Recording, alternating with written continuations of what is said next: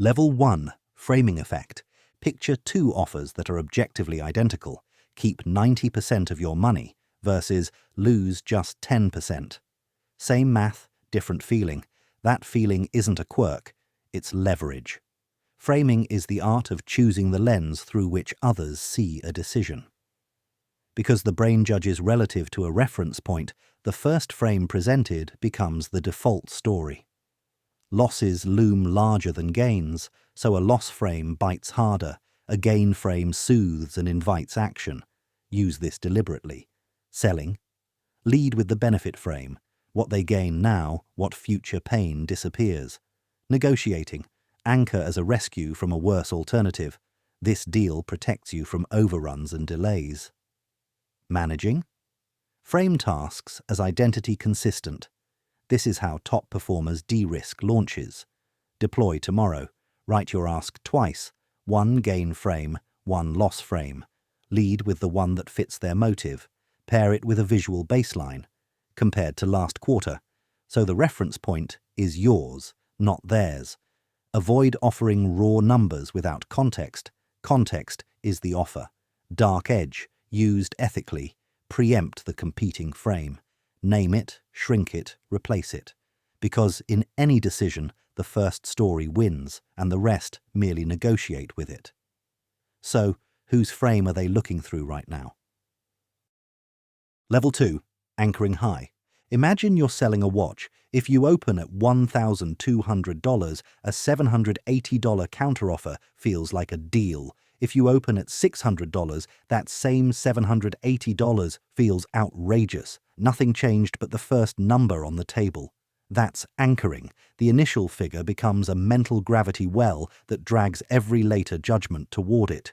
Use it deliberately. In negotiations, lead with a confidently reasoned high but defensible anchor and state why it's fair before they can label it ridiculous. In pricing, show your premium tier first, so mid-tier feels sane by contrast. In salary talks, present a researched range with the top of the range as your reference point, then justify it with scarce skills and outcomes you can document. If they balk, concede in planned small steps. Each move teaches them that movement costs you something, which preserves the center of gravity near your number. Dark edge used wisely. Deploy a ghost anchor, an option you don't expect them to take that reframes the rest of the discussion, like a deluxe that makes your target package feel modest. The rule to remember. Whoever speaks first doesn't just talk. They shape the space the rest of the conversation must live inside. Level 3. Reciprocity trigger. Give first, and people feel an itch to balance the ledger. Reciprocity isn't politeness, it's social physics. The trick is to make your first move feel unexpected, personalized, and just costly enough to be meaningful. Send a useful teardown, an intro, a custom template, something that clearly took effort. Then, within a reasonable window, ask for a small step forward. Honest feedback, a short call, a pilot. The "I owe you one" impulse does the heavy lifting. Prime the effect by naming your effort without bragging. I pulled your last 3 releases and mapped the pain points I'd fix in a week. That line frames your gift as real work, not fluff. Dark edge without cringe. Engineer micro surprises, fast turnarounds, over-delivery, small favors, so people want to reciprocate before you ask. Avoid counterfeits. Manipulative gifts feel slimy and reverse the effect. Keep the door open for reverse reciprocity too. Acknowledge their time or candor explicitly and reciprocate back with visibility, a mention, or a useful connection. Reciprocity thrives on specificity and timing. Give something they'd happily pay for, quickly. Ask for something they can easily say yes to, soon. Make generosity feel like the most rational move in the room. Level 4. Foot in the door. A tiny yes changes how people see themselves, and identity pulls behavior into its orbit. That's foot in the door. Secure a small, low-friction commitment, then escalate to the action that actually matters. Start with a click, a 60-second survey, a quick demo slot, or a simple reply with yes, and I'll send the checklist. The psychology is self-perception. I already engaged. I must be the kind of person who cares about this. Your follow-up request then lands on fertile ground. Build a yes ladder that respects momentum. Step 1 proves interest. Step 2 demonstrates relevance. Step 3 invites participation with minimal risk. Step 4 presents the core offer. Keep each rung unambiguously valuable so it never feels like bait and switch. For persuasion in conversations, ask permission to share a single example. Then, after agreement, ask for 5 minutes to map solutions. Dark edge used cleanly. When someone hesitates, shrink the ask again. Would you be open to a 2-sentence summary? Then rebuild. Track micro-commitments publicly when appropriate, badges, dashboards, progress bars, to reinforce the identity loop. The discipline. Never jump 3 rungs at once. Earn the climb. Let them feel themselves becoming the kind of person who naturally says yes. Level 5. Door in the face. Start with a request that's big enough to be refused, then immediately follow with what you actually want. The contrast reframes your real ask as modest, and the act of you conceding creates pressure for them to reciprocate with a concession of their own. That's door in the face, tactical overreach to make reason look reasonable. Use it in proposals with a deluxe, everything-included package that sets scope and ambition. When they decline, present the streamlined version, the one you intended, now perceived as sensible and budget-friendly. In negotiation, begin with comprehensive terms, faster timelines, extended support, premium pricing. Then scale to a still advantageous deal that now feels cooperative. Guardrails matter. The initial ask must be plausible, not absurd. If it feels unserious, you lose trust and the effect collapses. Time the pivot fast, seconds, not days, so the contrast is felt. Dark edge. Stack a pair of visible concessions. We can remove the rush fee and trim 2 modules so they experience relief and say yes to the core. Name your movement. I'm stepping down to meet you. That line invites reciprocity. The moral of the play, a strategic no can be the doorway to the yes you actually needed. Level 6. Labeling technique. People work hard to act like the kind of person they believe they are.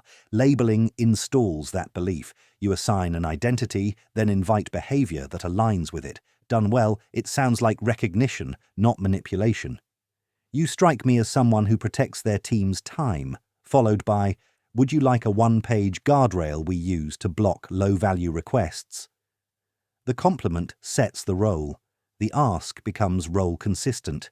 Use data to earn the label, reference their past actions, metrics, or public signals so it feels deserved. Keep labels specific and pro-social, diligent, discerning, protective of quality, fair under pressure. Avoid global flattery, it rings hollow. In writing, mirror their self-descriptions back to them before suggesting the next step.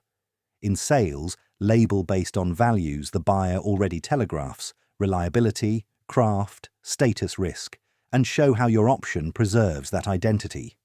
Dark edge, preempt negative labels by naming and redirecting them. You're cautious with vendors, that's smart. Here's the lowest risk pilot. The power here is identity inertia. Once someone says, that's me, they want to keep being that person. Your job is simple. Hand them a label they're proud to wear, then offer an action that lets them wear it immediately. Level 7. Ben Franklin effect. If I do you a favor, I'll like you more, because my brain prefers to believe I help people I respect. That's the Ben Franklin effect. Ask for a small, non-embarrassing favor, receive it, then deepen the relationship on the back of their own action. The cleanest version is a request for advice, not approval. Given your experience with enterprise rollouts, which of these 2 paths reduces internal friction? You flatter competence and invite contribution without cost. After they help, acknowledge the utility specifically, then offer them a role in the next step. Would you be open to a 10-minute gut check when I draft the rollout memo? The escalation feels natural. They're now invested. Dark edge. Design favors that align with their status incentives. Asking them to preview a deck that will be seen by people they care about signals access and respect. Avoid humiliating asks or chores. Resentment poisons the well. Keep the loop tight. Request, receive, recognize, re-invite. The silent mechanism is dissonance reduction. I just helped them, therefore they're worth helping. Let them experience themselves as generous and competent in your direction. Once that identity takes root, momentum carries the relationship forward. Level 8. Mirroring and matching. You can feel when someone is on your wavelength. Mirroring and matching recreate that feeling on purpose. Subtly reflect their vocabulary, tempo, and structure so their brain tags you as familiar and safe. If they speak in short, precise sentences, tighten yours. If they open with context before conclusions, follow that order. On calls, mirror pace and energy. In email, echo formatting, bullets versus narrative, headings versus blurbs. The rule is subtlety, 1 or 2 degrees of reflection, not parroting. Layer in content mirroring by restating the nub of what they said, fast rollout, low risk, executive visibility, before you propose anything. That heard moment lowers defenses. Combine with labeling and calibrated questions. It sounds like you're protecting your team's focus. How would this look if we shipped it in 2 phases? Dark edge. Mirror one key phrase they just used and then attach your preferred frame to it. People feel ownership of the phrasing and accept the frame more readily. Pitfalls to avoid: copying quirks, faking slang, or mirroring values you don't share. The aim isn't cosplay, it's rhythm alignment. When people feel you move like they move, they stop bracing and start building with you. Level 9. Social proof. When uncertainty rises, we check the crowd. Social proof harnesses that instinct, but the crowd must feel relevant. Specificity beats big numbers. 2,143 developers at mid-market SaaS firms shipped this playbook in Q2, lands harder than thousands use it. Emphasize similarity, industry, role, stakes, and freshness, recent adoption. Use dynamic norms that show movement. More teams are switching to weekly demos, to nudge action by trend. Surround the moment of decision with visible signals, case studies, testimonial snippets near the button, live counters that aren't theatrical, pair with status. Used by teams your CFO follows. In live settings, reference respected peers by name only when it's appropriate and true. Dark edge. Seed early wins in visible places so the bandwagon can be seen boarding, then point to momentum, not perfection. Beware boomerangs. Most people skip flossing, normalizes the wrong behavior. Craft your copy to normalize the action you want. Most new clients begin with a 30-day pilot. The closer the mirror, the stronger the pull. Put the right crowd in front of the right eyes at the right time, and hesitation gives way to, people like me do things like this. Level 10. Authority signals. People shortcut to authority when stakes feel high or time feels short. Signal authority on purpose. Borrow credible context, affiliations, certifications, press, expert quotes without drowning the message. Tighten the aesthetics. Clean typography, fast sight, high contrast slides, confident voice. Authority is a stack, domain proof, outcomes, social proof, who trusts you, procedural fluency, how you operate, and confident posture, language that doesn't hedge every sentence. Lead with decisive verbs, not apologetic conditionals. Name your criteria and explain your reasoning like a pro.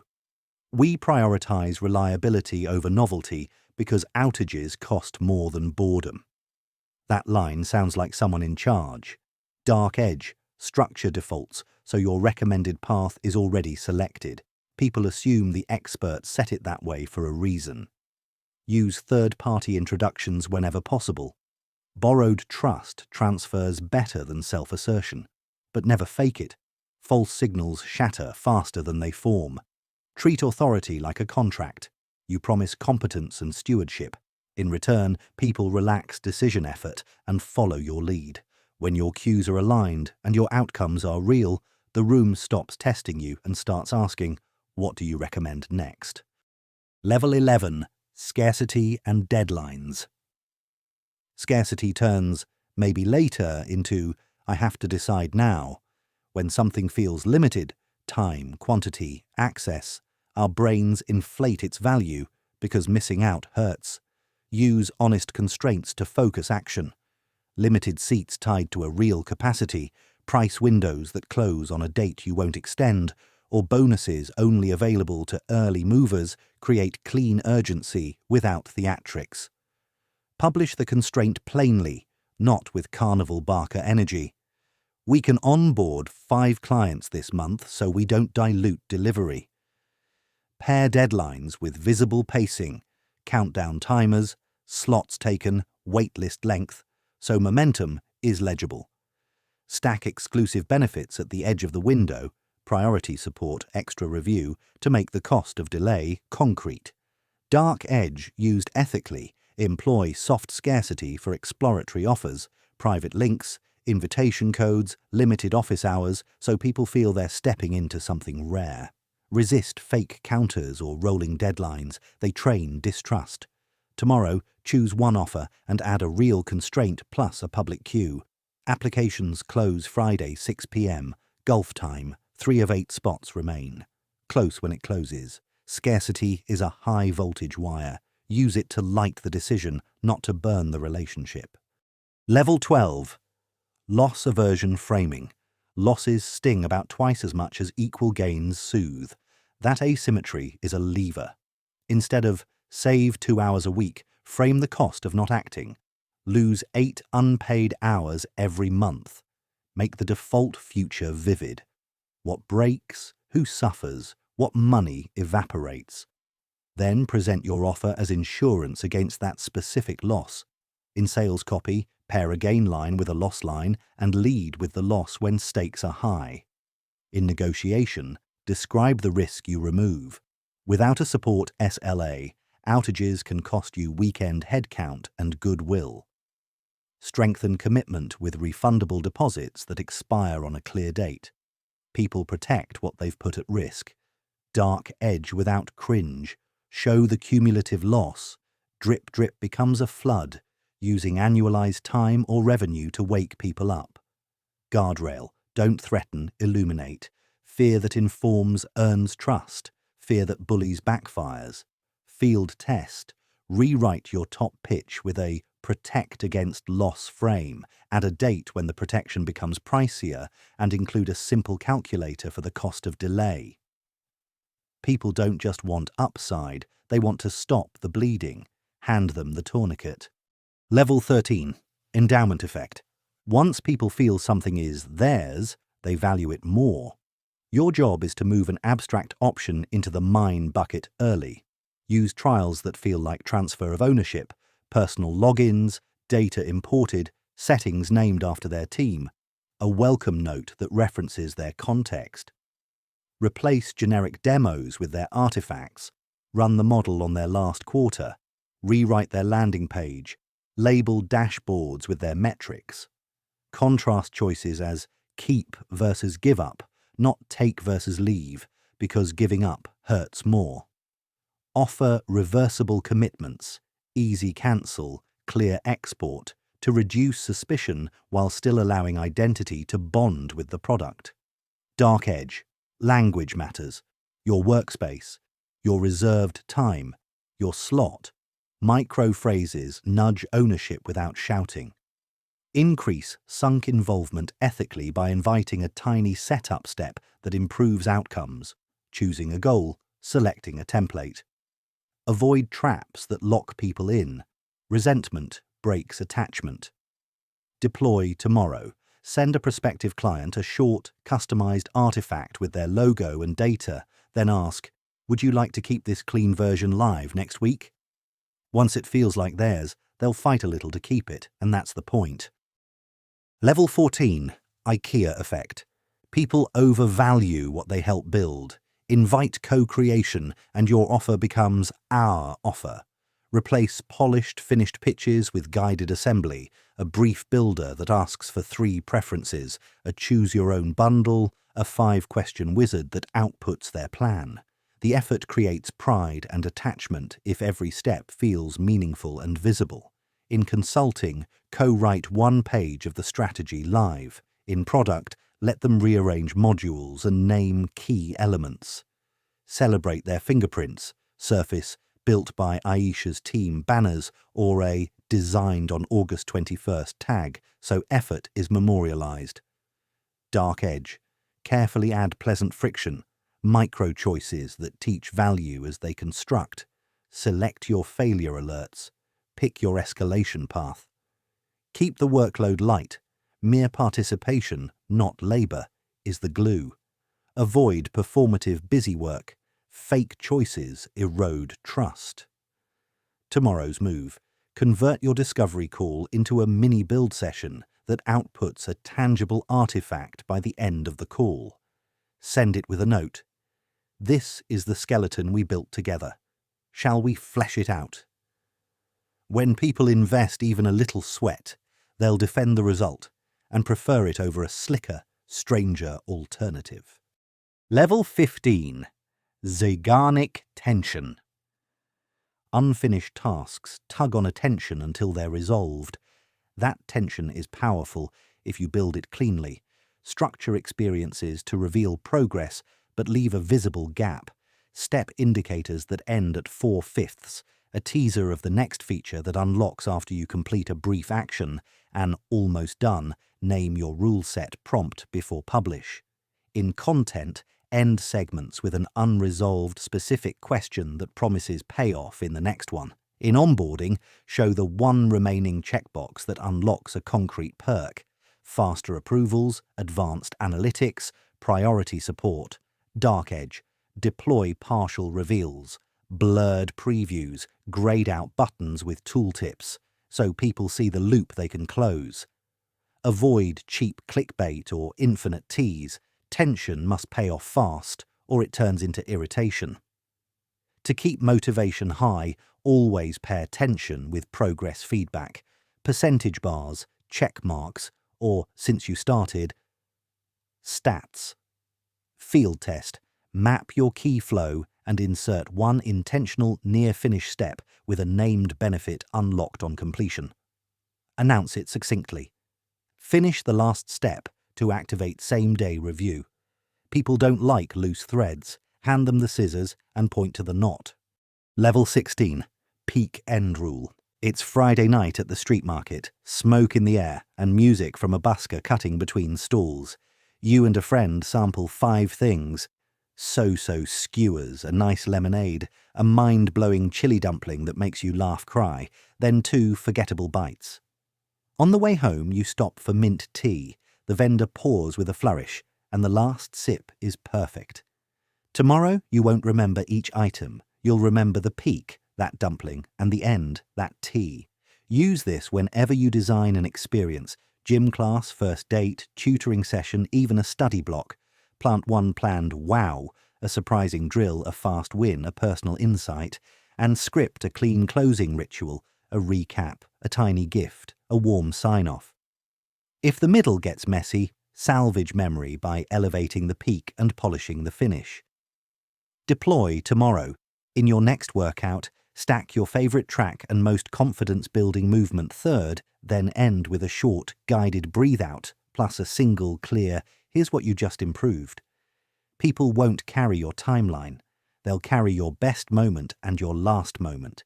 Make those 2 deliberate, and the whole experience becomes a story worth repeating. Level 17. Decoy effect. Heist blueprint for steering choice. Sneaker drop edition. Step 1. Define the hero. Your target pair that delivers the best mix of comfort, durability, and style at a healthy margin. Step 2. Craft a decoy that's close in price but worse on what buyers value. Say $175, fewer colorways, no extra laces. It must be plausibly fine, yet clearly dominated by the hero at $189. Step 3. Place the decoy adjacent to the hero in the grid and highlight the dominated cells so value pops without shouting. Step 4. Add a basic 129 option that's obviously plain. It makes the hero feel smart middle, not splurge. Step 5. Narrate differences in the buyer's language. All-day comfort plus scuff-resistant finish plus swap laces included. The psychology is comparison on meaningful dimensions. The decoy sharpens the contrast so the intended choice feels inevitable. Shadow move used lightly. Let a few early reviewers praise the specific hero features the decoy lacks, so social proof reinforces the comparison. Guardrails. If the decoy looks clownish, trust collapses. If it secretly outperforms, you'll cannibalize your goal. Set the stage, light the hero, let the decoy do the pointing. People pick the story that flatters their judgment. Level 18. Contrast effect. Case study. Maya is hunting for a used car with a tight budget. The first dealer walks her past a dinged, musty compact with a shaky idle. The next car, a clean hatchback slightly above budget, suddenly feels silky and safe. Even though judged alone, it's just good. That rush of relief is contrast, not absolute quality. A week later, she flips the order on purpose. She starts with the nice one, then views a similar but slightly worse model. Now the first car feels premium and worth negotiating hard for. Same market, different sequence, different feelings. Use this everywhere you compare options: apartments, guitars, backpacks, even weekend plans. Open with a baseline that's competent but plain, then present your choice with the qualities you want noticed. Quiet cabin, warranty, tyre life, so those differences are salient. In dating, don't follow a chaotic venue with another loud spot. After noise, a calm cafe feels like luxury. Deploy tomorrow. Reorder your browsing. Show yourself a minimal version first, then your intended pick, and write the 3 criteria you'll compare on before you look. When you control sequence and criteria, you control perception. Design the runway so your best option looks like landing. Level 19. Default advantage. Decision fork for everyday leverage. No spreadsheets required. If your phone wakes you up and hijacks your mornings, then set the default to protect you. Enable Do Not Disturb overnight, keep only essentials on the first screen, and make your alarm land on a habits app, not social. If you're trying to eat better, then set your kitchen default. Pre-portion tomorrow's lunch tonight. Keep fruit visible and candy invisible, and make water the only thing at arm's reach. If you overspend, then route income to a bills plus savings first account and leave the fun card slim by default. Defaults work because most choices are made by the environment, not by a heroic future you. Shadow move, gently used. On shared spaces, family TV, game console, set the default profile to a school night mode that needs one deliberate tap to exit. The friction is small, the effect is big. Guardrails. Always leave a clear, reversible opt-out so autonomy stays intact. Deploy tomorrow. Pick one recurring failure point, change its default to the behavior you want, and add a one-line note explaining why. Selected. 25-minute timer because I write more when the clock is visible. Level 20. Choice architecture. Homefront checklist to make decisions painless instead of paralyzing. Trim the menu to 3 to 5 options, too many stalls momentum. Group by outcomes, not features. For a chores board, quick reset, 10 minutes. Deep clean, 30 minutes. Weekly wins, 60 minutes. Set one recommended that fits most days and mark it clearly. Place it in the visual center with the biggest, simplest action button. Let advanced tasks hide under more. Make trade-offs obvious with aligned units. Minutes required, mess reduced, mood impact. Route with a tiny quiz when attention is low. Have 10, 30 or 60 minutes. Auto-suggest the matching card. Pre-fill defaults that prevent regret. Laundry first to avoid midnight panic. For habit apps, group by goal, energy, calm, strength, and show the first step, not a wall of toggles. Guardrail, one badge only. Recommended, not best. So autonomy remains. Deploy tomorrow.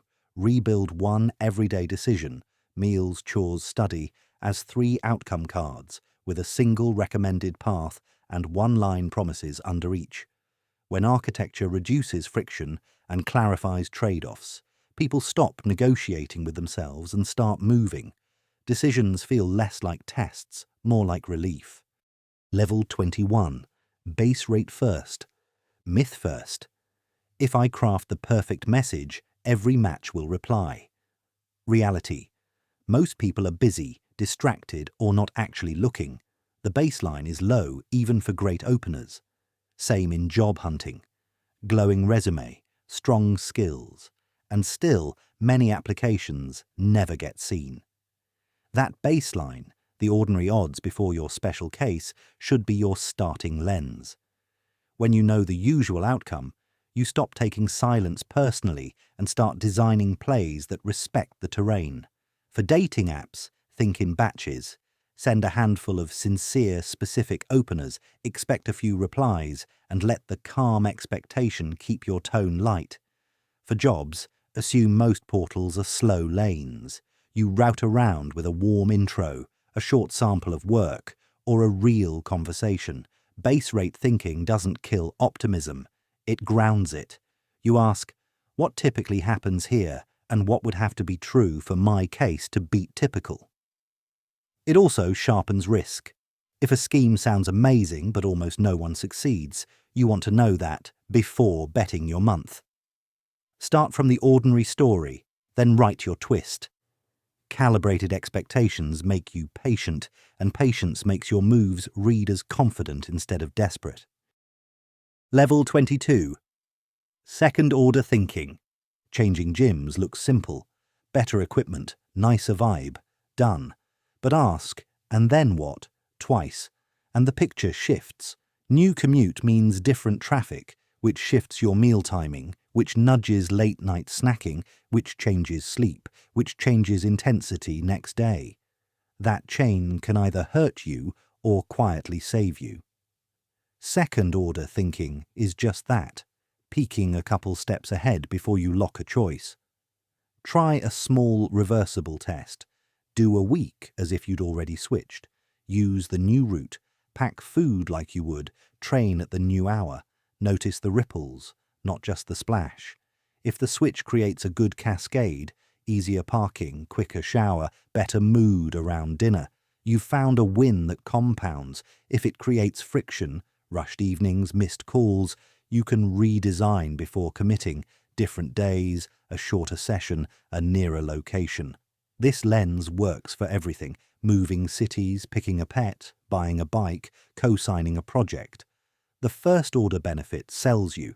The second-order costs and bonuses decide whether you keep loving the thing after the shine wears off. Ask, and then what? Until the answer turns from guesswork into something you've felt in your own week. Level 23. Expected value. Some choices don't guarantee a win. They just pay off often enough, over time, that you'd be silly not to keep taking them. That's expected value, the average result you get if you run the same move again and again. Think like a street artist at a busy square. Most folks glance and walk on. A few stop. One person buys a print. One filming friend tags you in a story that sends a rush of eyes later. Any single day might be quiet, but the average of many days is good if the upside moments can carry the quiet ones. You stack your life with moves like that. Pitch a helpful idea to someone slightly out of reach. Most won't reply. One will say yes and change your month. Post a clean tutorial. Many scroll past. A few save it. One opens a door. The trick isn't blind optimism. It's making the cost of each try small, the upside open-ended, and the tries repeatable. You'll still feel the misses, but the math of the many carries you. If a move costs little, can create an outsized return, and you can attempt it often without burning out, it's a good bet, even when today's attempt is quiet. Level 24. Inversion. If you ever feel stuck improving a routine, flip the frame. If I wanted to ruin this, how would I do it? To wreck a morning, you'd sleep with the phone in your hand, check a feed before you even stand up, skip water, skip sunlight, leave the kitchen messy so breakfast feels like a task, and let urgent messages set the tone. There's your map. Now invert it. Phone sleeps across the room. First minute is silence and a sip. Curtains open, counter cleared the night before, and your first input is something you chose. Song, page, prayer, stretch, before the world gets a vote. Inversion cuts through vague wishes because how to fail is painfully clear. Do this with study habits. To fail, scatter notes, switch topics constantly, and never test yourself. To succeed, gather, focus one topic at a time, and quiz lightly to find holes. Do it with friendships. To wreck them, disappear until you need something. To strengthen them, leave small traces, memes, check-ins, favours that don't keep score. The beauty is how fast this exposes next steps. You already know the traps. Name them, reverse them, and your routine upgrades itself. Level 25. Via negativa. When everything feels crowded, start by removing, not adding. It's easier to dodge harm than to chase every improvement. Clear your phone's first screen until only a few anchors remain, the 2 or 3 apps that actually move your day.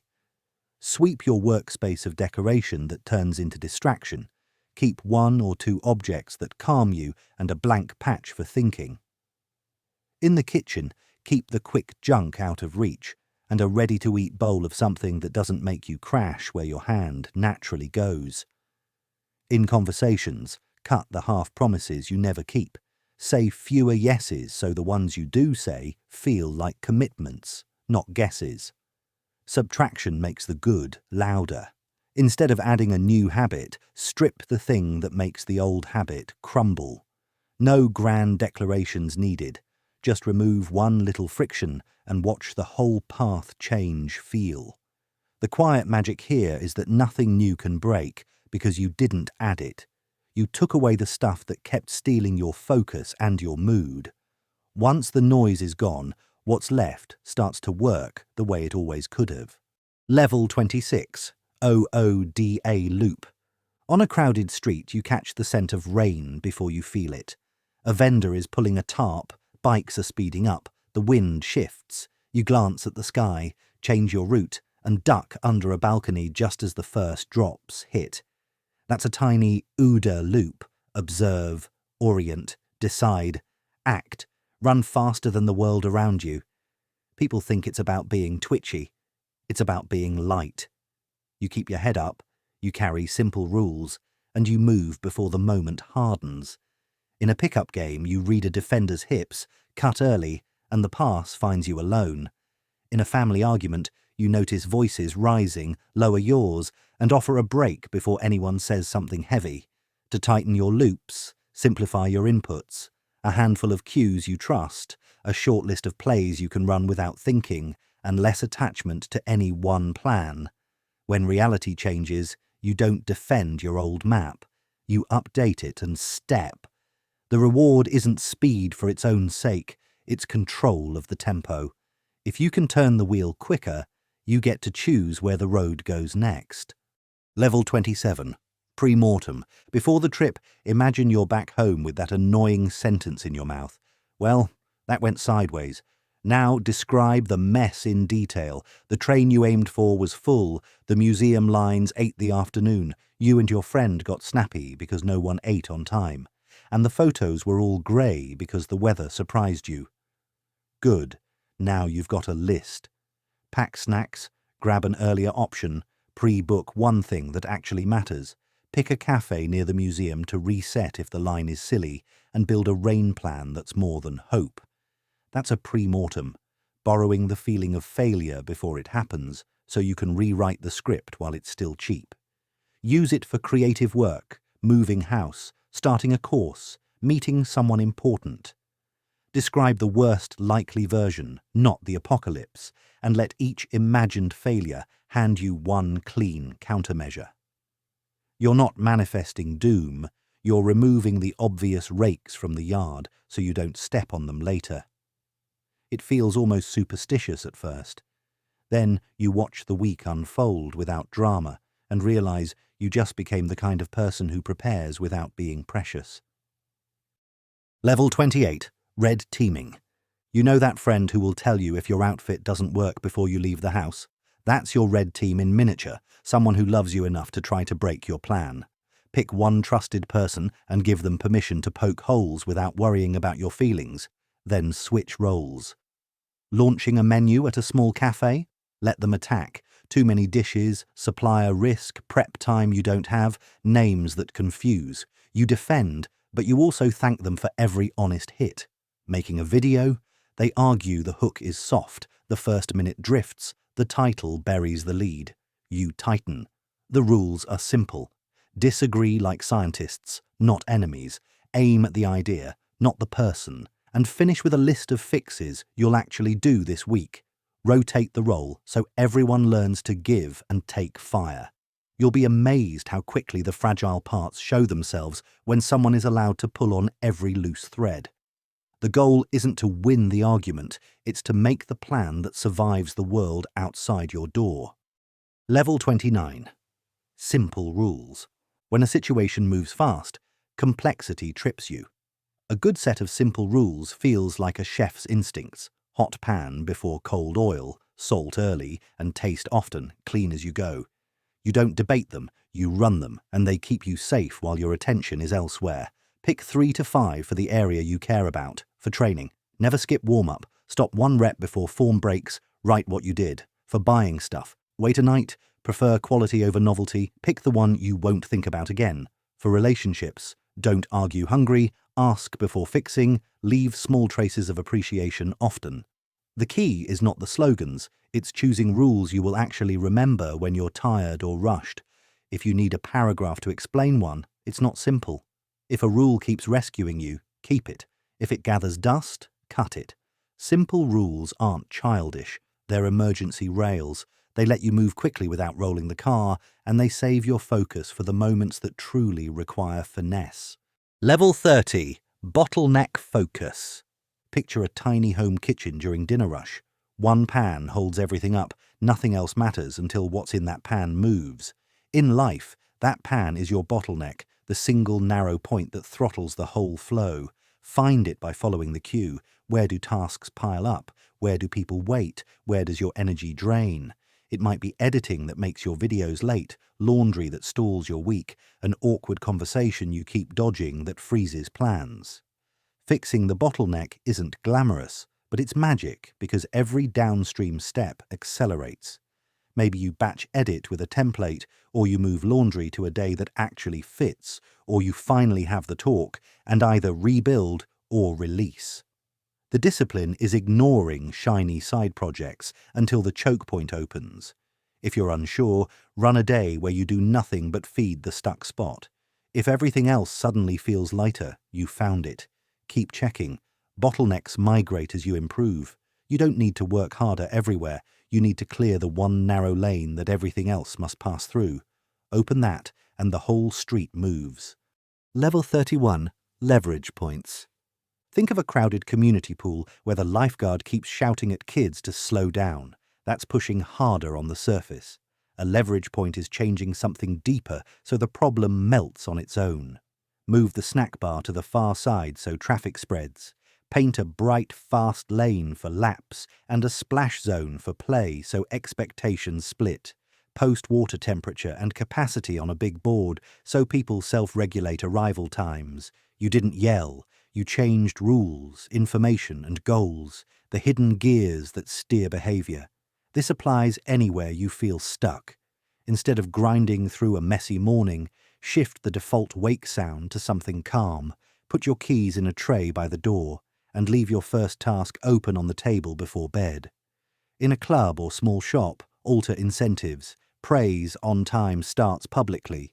Schedule latecomers last. And watch punctuality become normal without a fight. The sneakiest leverage is narrative. Rename a backlog as a treasure chest and invite people to claim items. The same list suddenly feels like opportunity. You can push the river, or you can move a rock and let the current do the work. Level 32. Feedback loops. You've heard a mic howl when a speaker faces it. The sound feeds on itself. That's a runaway loop. But your life also runs on gentler loops you can shape. When you end workouts by jotting one short win, you feel proud, which makes you show up again, which creates more wins, which fuels the feeling. That's a reinforcing loop worth wiring in.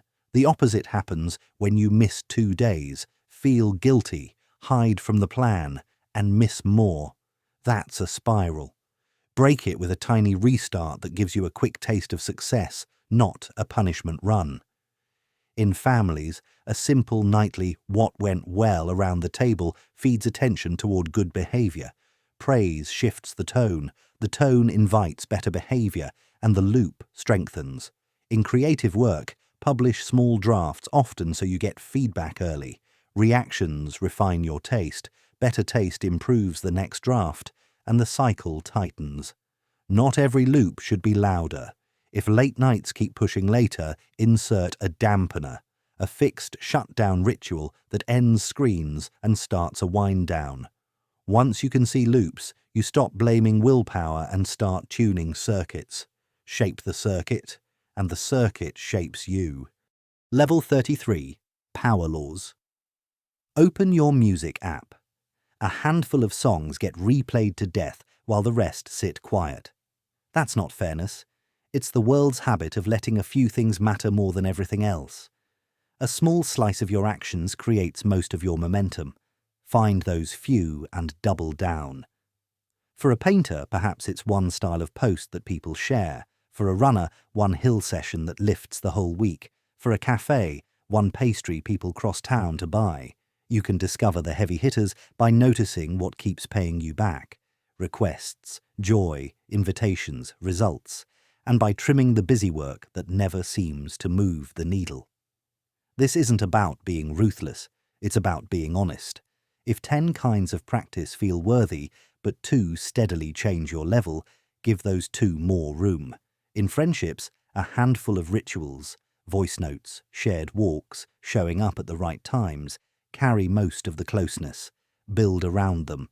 The danger is chasing novelty because it looks like progress.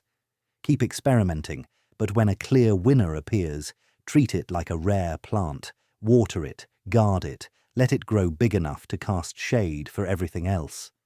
Level 34. Compounding. A tiny habit can feel like nothing today and still bend the whole year if you let it keep rolling. Think of a language notebook on your nightstand. 1 line a day isn't impressive, but it keeps the gears oiled, and once in a while, a line becomes a page. That's a quiet snowball. Relationships compound the same way. A quick check-in, a shared meme, a favor with no scoreboard. You don't see fireworks. You see ease building, and ease lets deeper conversations show up when it matters. Skills compound too. Learn how to light a scene for your videos, and every future project looks better with less effort. Add a habit of naming your files, and your past work becomes searchable treasure. The trick isn't force, it's consistency plus patience. Plant something small in a spot you can't ignore, tie it to a cue that already exists. Boil water, write a sentence, lace shoes, walk the block, and don't measure the day, measure the streak. You'll miss occasionally. Don't smash the snowball over a gap. Roll again. The power isn't in today's line or lap. It's in the fact that each line and lap makes the next one a little easier to begin. Level 35. Optionality. Imagine planning a beach day with weather that can't make up its mind. You bring a light layer, pick a spot near a cafe, and arrive by bike so leaving is simple. You didn't predict perfectly, you gave yourself good exits. Optionality is building moves that preserve choices rather than trap you. In learning, pick projects that produce public artifacts, posts, code snippets, demos, so any effort can be reused no matter where life zigzags. When you buy gear, prefer stuff that holds value or adapts. Second-hand instruments you can resell, modular shelves you can reconfigure. In dating or friendships, don't torch bridges to feel dramatic. Leave things kind and clear so the future has room to surprise you. Even small things count. Flexible tickets, meetings with a clear can-cut short option, a backup location for the shoot. This isn't fear, it's respect for reality's mood swings. The game is to keep upside open and downside contained. When you have options, you're calmer, which improves your reading of the moment, which creates better options. Funny loop that. You didn't need the perfect plan. You needed a plan that kept handing you better plans. Level 36. Barbell Strategy. Picture a lifter who splits training into two worlds. On one side, safe, steady work that keeps joints happy and form clean. On the other, carefully chosen experiments where they go heavy or try a new movement with full focus and lots of rest. The in-between, half risky, half boring, doesn't get much space. That's the barbell, a sturdy core plus a wild edge, with less time in the mushy middle where you can get hurt without learning anything. Use it beyond the gym. Keep most of your meals simple and nourishing, and give a small slice to ridiculous recipes for fun. Save a steady portion of your creative time for reliable pieces that your audience already loves, and reserve a small pocket for weird formats that might flop or might become your next signature. Even with money or gear, you can mirror the idea. Protect what you can't afford to lose, then take a few swings that, if they hit, change the game.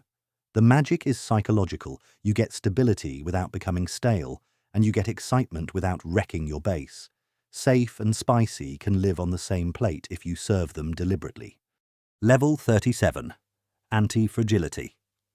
Some things don't just withstand pressure, they benefit from it.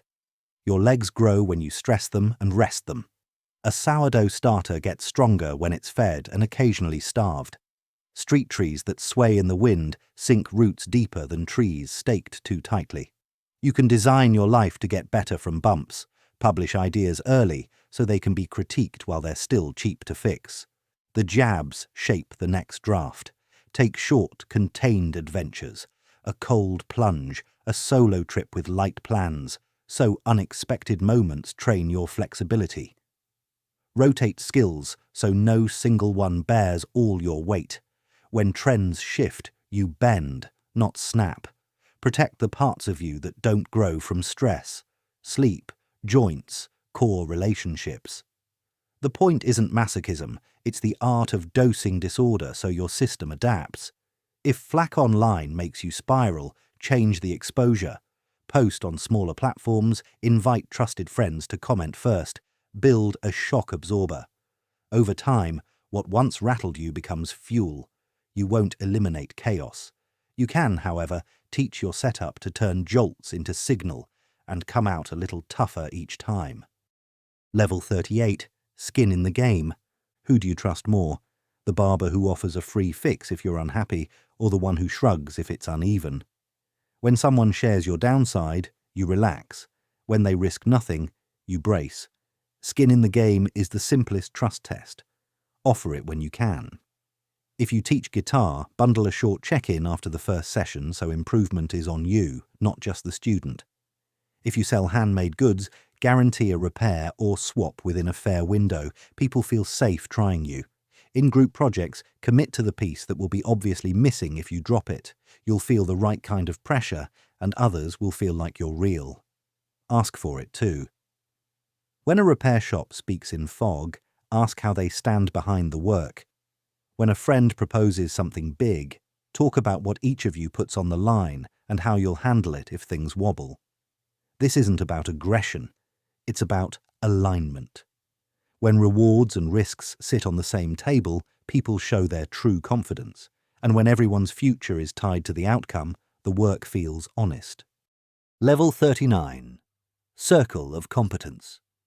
Your grandmother doesn't need a chart to pick fruit. She taps, smells, and somehow knows. That's her circle, a patch of reality she understands in her bones. Operate inside yours, and you move gracefully. Drift too far outside, and you spend energy faking. The trick is humility at the edges. If you're great at street photography, don't promise a wedding masterpiece until you've practiced the flow. Bring in a friend who has, or start small. If you're a whiz with bikes, it doesn't make you an engine whisperer. Admit it, and you'll be trusted more, not less. Knowing your circle doesn't mean staying small. You can expand it deliberately. One book, one mentor, one weekend project, then another. The important part is noticing the moment you stop recognizing the landmarks. That's where you slow down, ask dumb questions, or partner up. Confidence comes from earned familiarity, not volume. There's nothing wrong with being a beginner outside your patch. It's only dangerous when you pretend you aren't. Name what you truly know, play to it, and the world starts handing you the kind of problems you're built to solve. Level 40. Marginal gains. Big overhauls feel heroic, but it's the tiny tweaks that quietly change your day. A cyclist lowers their bottle cage a touch and stops breaking rhythm to drink. A home cook sharpens knives on Sundays and suddenly enjoys chopping so fresh food shows up more often. A student decides their desk ends the day empty, which makes tomorrow's start feel clean. Pick a domain that keeps wobbling and look for grains of sand, not boulders. A shorter checklist taped where your eyes land, a preset playlist that turns rehearsals on without fuss, a standing spot by the door for shoes that used to hide. Each change is modest alone. Together they make life feel oiled. The secret isn't perfection, it's attention. When something annoys you, don't rant, shave it. When something delights you, lock it in so it repeats without effort. Over a month the room feels different, your routines feel less brittle, and your results creep upward without drama. You didn't overhaul your identity, you just kept nudging the environment until the right actions became a little bit easier than the wrong ones. Level 41. Goodhart's Law. Chase a number hard enough and you'll bend behavior to hit it while missing the point. You've seen it with step counters that reward pacing around the living room at night, but say nothing about strength or sleep. Students cram to ace a quiz and forget the material a week later. Creators optimize for hearts and end up posting safe, forgettable things. When a metric becomes the target, it stops being a good measure. The fix is simple attitude and design. Treat numbers as clues, not commandments. Pair measures so they keep each other honest, speed with quality, output with recovery, growth with retention. Add a small narrative check. Would a human who knows the context call this progress? Keep one goal you won't game, like make something I'd share with a friend. If you must publish a scoreboard, keep it boring. Flashy counters invite performative behavior. And when the number jumps or dips, resist jerking the wheel after one blip.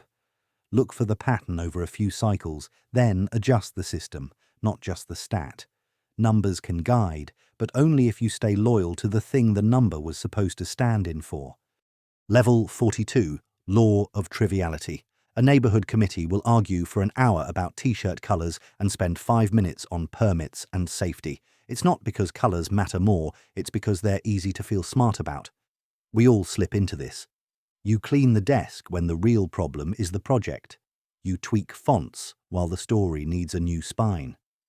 The move is to notice when the conversation feels cozy and ask, what's the hard thing hiding behind this easy thing? Time box the small stuff. Pick a color in 60 seconds and move on. Name the price of being wrong. If it's low, decide now. If it's high, give it real attention.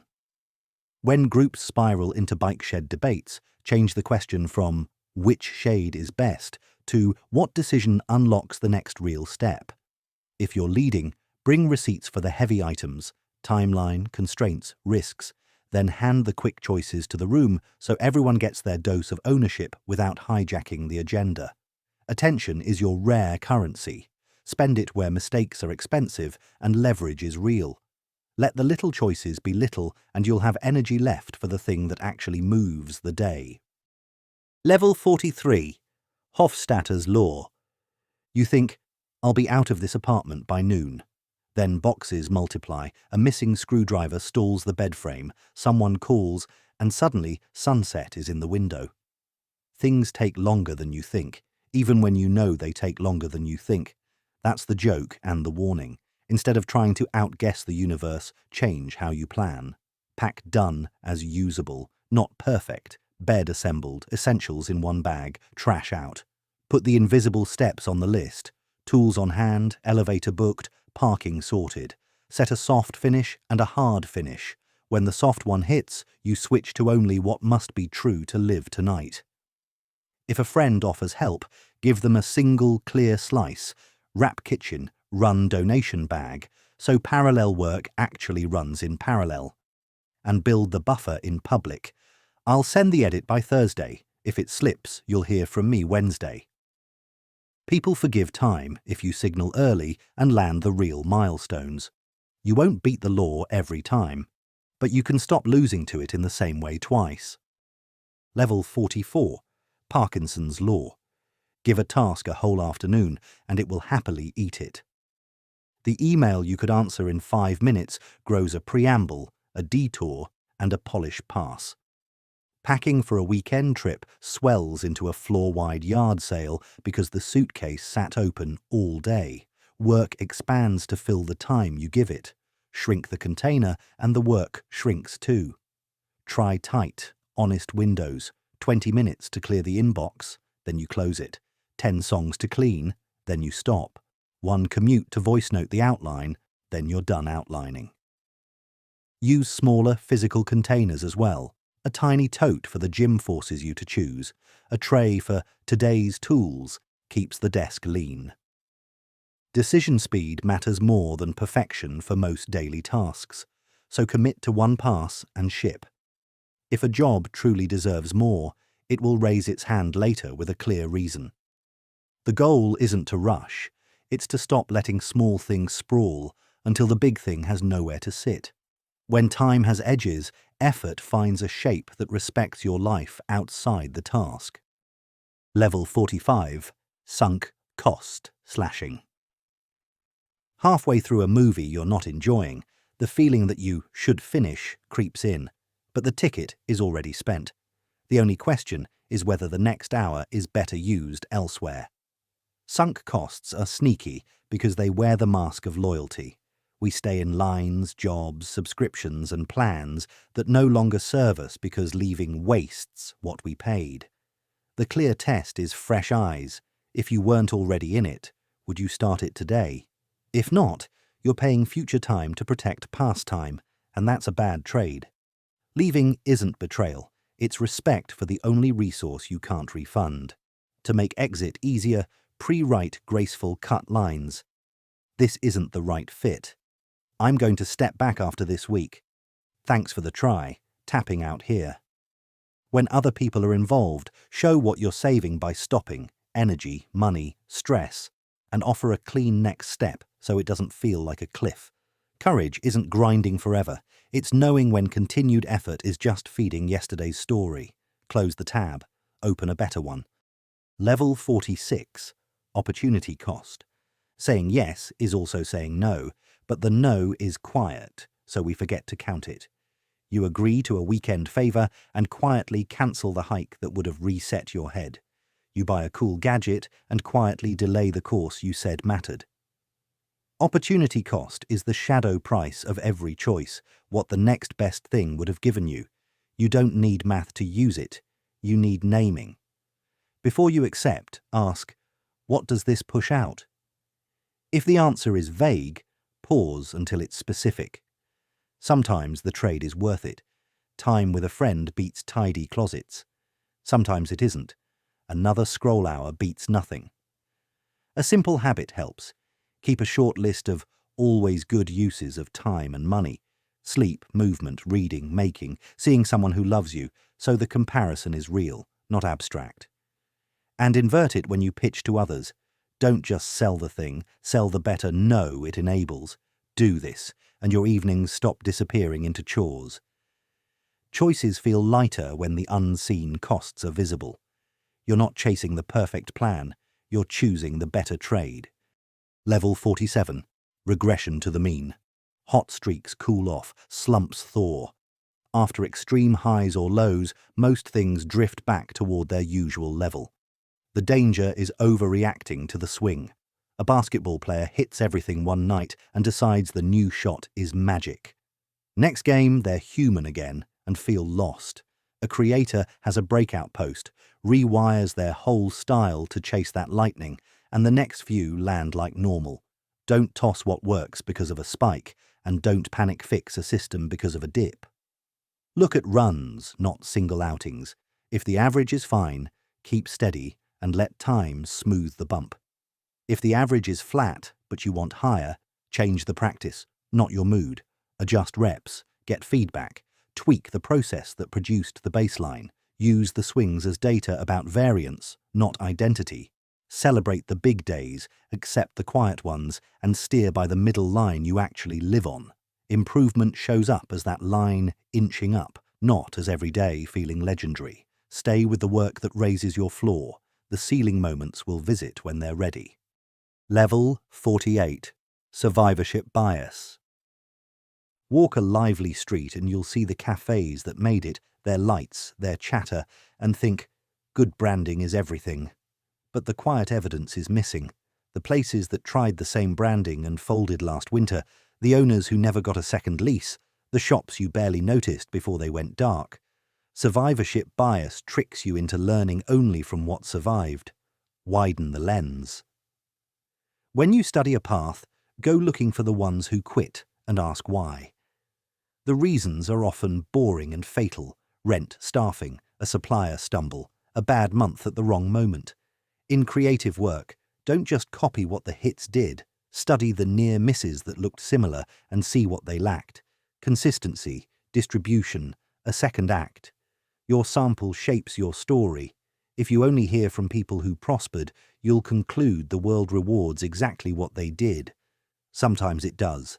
Sometimes it rewarded the timing, the corner, the neighbor's renovation. By inviting the unseen data, the flops, the faded, the attempts that almost stuck, you learn what to imitate and what to insure against. Learn from the winners. Insure against what killed the rest. Level 49. Selection bias. Ask a question in a morning gym, and you'll mostly hear from early risers. Poll a spicy food crowd about your recipe, and the too mild replies will drown the too hot folks who left after the first bite. Who answers your question depends on who shows up to be asked.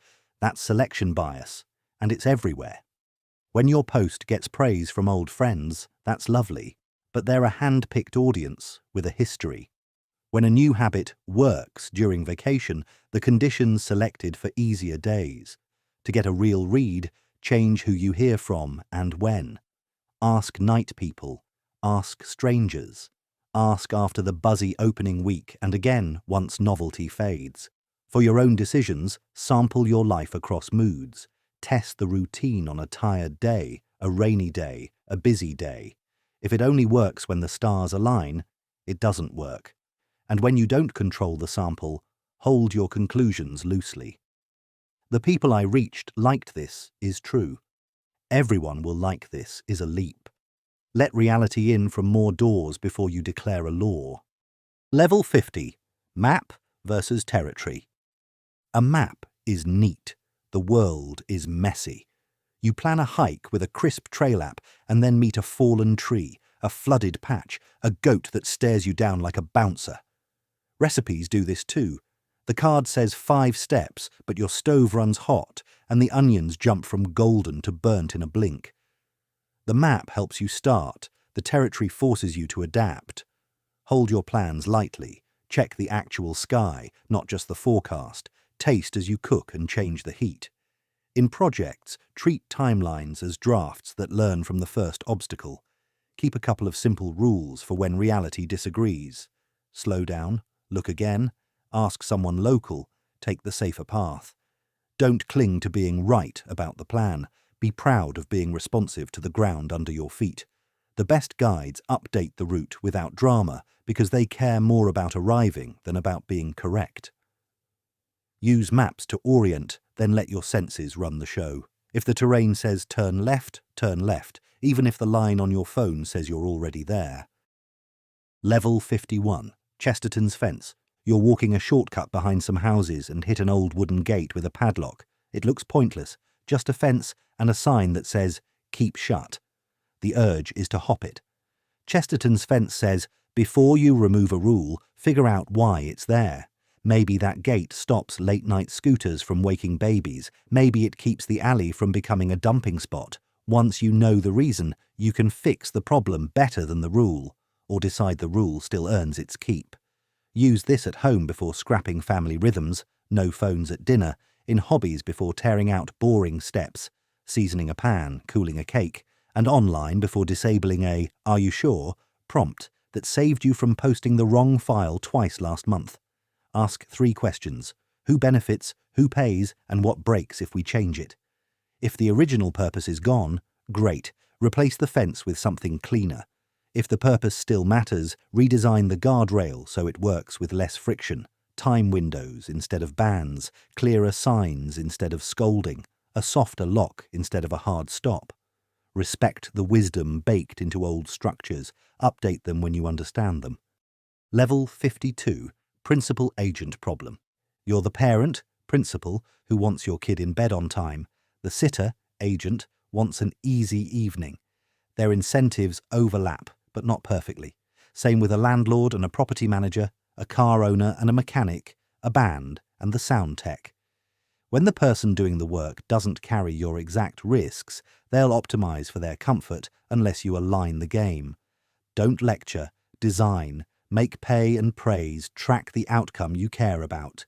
Clean kitchen, quiet neighbors, safe breaks, a show that starts on time. Give agents the tools and discretion to win on those outcomes, then check the scoreboard you agreed on together. Photos after cleaning, decibel readings after events, a short test drive with you riding along. Remove temptations to cut corners that you can't see. Parts lists you approve, rehearsal time that's scheduled, a simple "if X happens, do Y" playbook. And when you're the agent, say the quiet part out loud. If I'm paid by the hour, I'm slower. If I'm paid by the milestone, I move. Let's pick the plan that protects what you value. Get the incentives right and you won't need to hover. People will want to do it your way. Level 53, Moral Hazard. You drive a rental differently from your own car. Insurance turns a smash into paperwork, so risk feels cheaper. That's moral hazard. When someone is shielded from the downside, they take wilder swings. You see it in group projects when one person's grade rides on everyone else's work, in unlimited returns policies that invite careless buying, in subscriptions that auto-renew because forgetting costs you nothing today. You don't fix it by nagging, you change the exposure. Add a small deposit that becomes store credit, not a fee, so people still feel a little sting if they ghost. In a shared apartment, rotate whose name sits on the utility bill each quarter so everyone gets a turn, caring about late fees. For yourself, remove the illusions. Treat your credit card like cash by checking the total before you tap. If that's too hard, use a debit for discretionary stuff so pain is visible and immediate.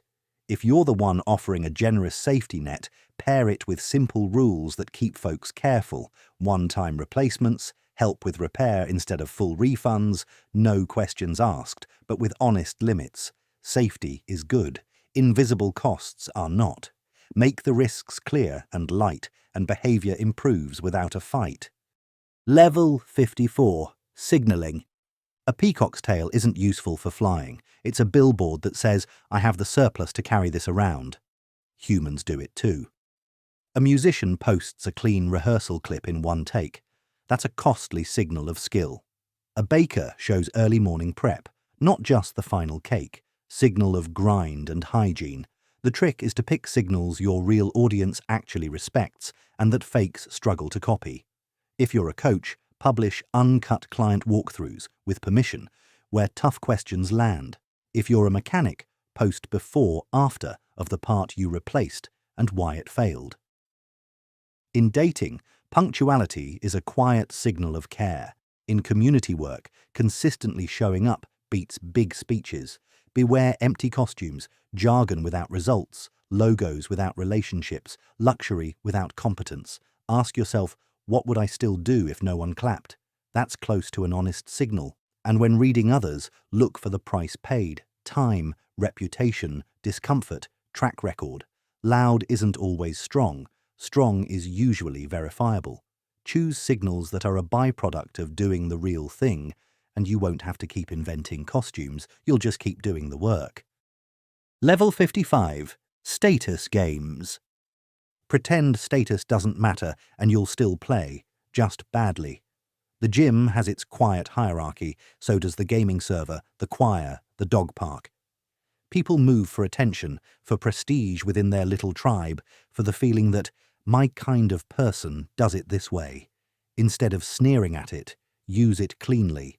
Offer roles that raise gentle status without crushing anyone else's. Spotter, moderator, section lead, first pour at the coffee club. If you're selling an idea, wrap it in an identity people like wearing. The neighbour who recycles batteries. The runner who always thanks the volunteers.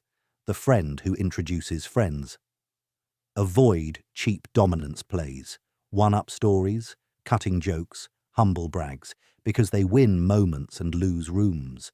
And watch your own appetite. Do you want the thing or the feeling of being seen getting the thing? You can direct status hunger into craft, caretaking, or discovery, so the glow comes from contribution. In groups, surface quiet status, show up on time, clean up without asking, give credit generously. People notice. The game never goes away, but you can choose a version where winning makes everyone around you feel taller too. Level 56. Narrative dominance. Two people can watch the same scene and remember different stories. If you don't offer a clean story, one gets written for you. When a neighborhood meeting turns heated, you can frame it as us versus them, or we're all trying to sleep and keep pets calm. Let's solve for quiet. When a project slips, you can say, we failed, or we learned what breaks under load. Here's the fix and the new plan. The point isn't spin. It's choosing the plot that makes people able to act. Keep your story simple, repeatable, and true enough to survive contact with reality. Pick a hero worth rooting for. Kids walking to school safely. A villain that's a problem, not a person. Noise after midnight, and a path for ordinary folks to help. In friendships, name the chapter you're in. We're in a repair chapter, not a trial. I want this to work. Online, lead with the frame that matters. We verify before we panic. Once a story takes root, facts stick to it like burrs. Offer a generous, actionable narrative early, and conversations don't wobble with every gust. They move in the direction you set. Level 57. Coalition building. Moving house is easier when 3 friends show up with boxes and a car. Most goals are like that. Too heavy for one person, light for a small crew. A coalition starts with a shared outcome, even if motives differ. The busker wants foot traffic. The cafe wants customers. You want lively streets. Together, you plan a weekend corner event that helps all 3. Start by mapping overlaps. Who else benefits if this succeeds? Then give each person a reason to say yes that fits their world.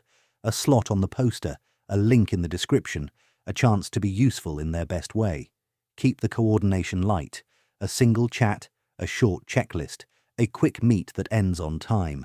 Make wins visible so the group feels the lift. A photo album, a look what we did note, an invite for next time.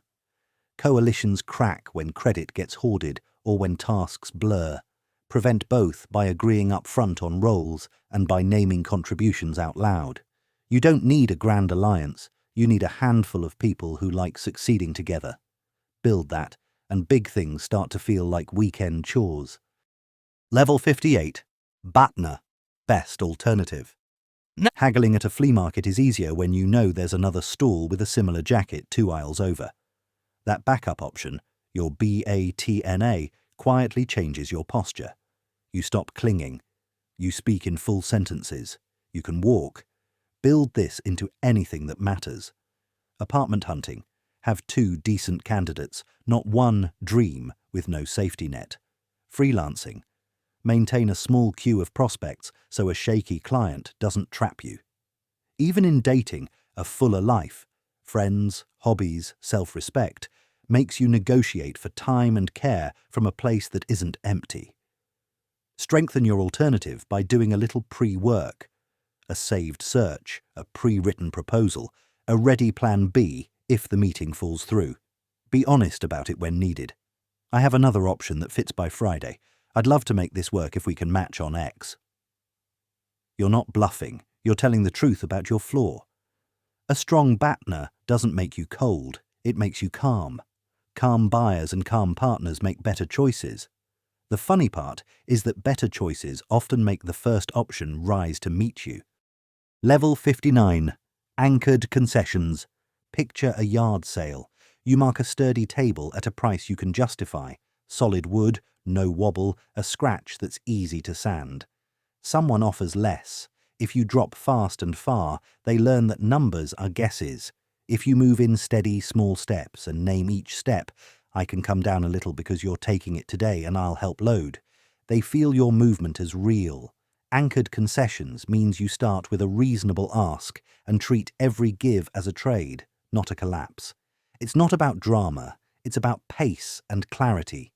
Offer something each time you drop, faster pickup, a simple bonus, a promise that this is the final move. Mirror it when you're the buyer. If they lower the price, tighten terms, cash now, no haggling on scratches, you carry. In relationships, it sounds like, I can switch nights, and I'll need you to handle the school drop on Friday so it balances. People don't resent boundaries, they resent confusion. Move like each step costs you a little, and tie your steps to reasons a decent person can respect. The table sells, the handshake feels clean, and you both walk away steady. Level 60. Calibrated questions. Arguments love yes or no. Solutions love how and what. Calibrated questions pull people into problem solving without making them defensive. The neighbour's music is loud. Instead of, can you stop? Try, what would feel fair to you after 10 p.m. so we both sleep? A friend keeps cancelling. Rather than, why do you always bail? Try, how can we plan this so it sticks for both of us? You're not surrendering, you're shifting the frame from blame to building. Good questions are specific enough to guide, open enough to invite. They make the other person picture the path. What would this look like if we split the cost? How would we test the idea this week without risking the whole month? What obstacles should we expect if we start Saturday? Avoid why when emotions run hot. It sounds like a cross-exam. Keep your tone low and your sentences short. Then, shut up. The silence is where useful answers show up. When someone helps design the fix, they protect it. When you ask people to think with you, you meet a better version of them and a better version of yourself. Level 61. Accusation audit. Before you ask for anything, say the thing they're ready to say about you. Meeting a seller from a marketplace? You don't know me, you're worried I'll waste your time, and you probably hate haggling. Landlord call. You're expecting me to complain and dump a list on you. Friend you flaked on. You're annoyed, and you have every right to be. When you name the fear out loud, you steal its sting and make room for a real conversation. Keep it plain and specific, not dramatic. Then ask for the smallest next step. If we keep this to 10 minutes, could we walk through the top 2 issues? Or would it help if I arrive early and bring exact change?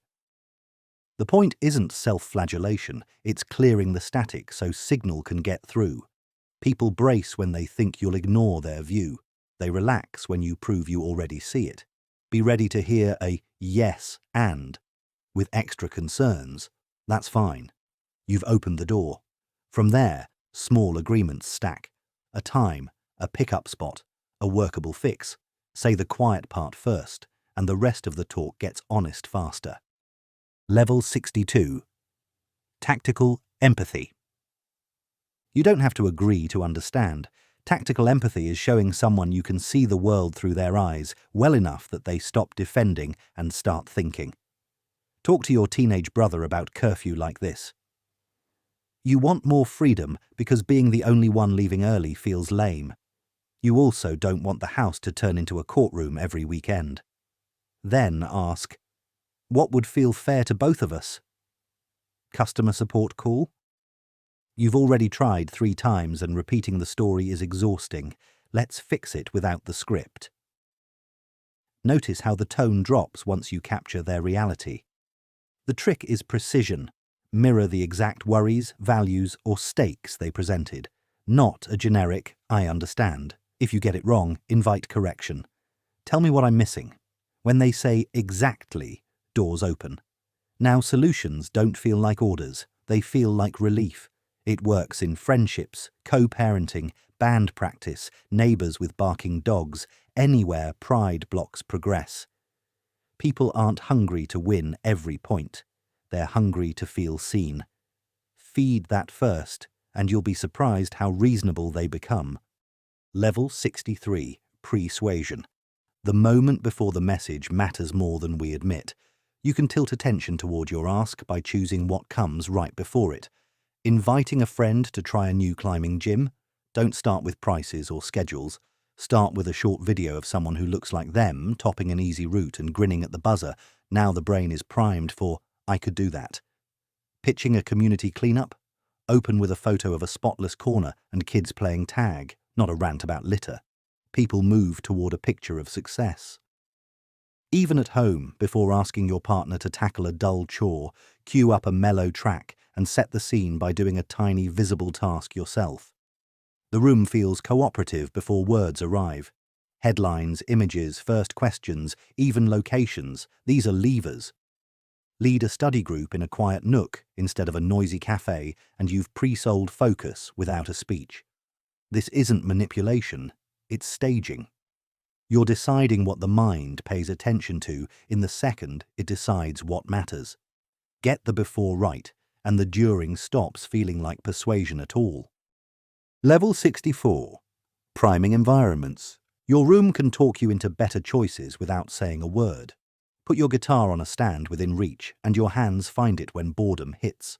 Hide the console controller in a drawer across the room, and you'll think twice before a 3-hour detour.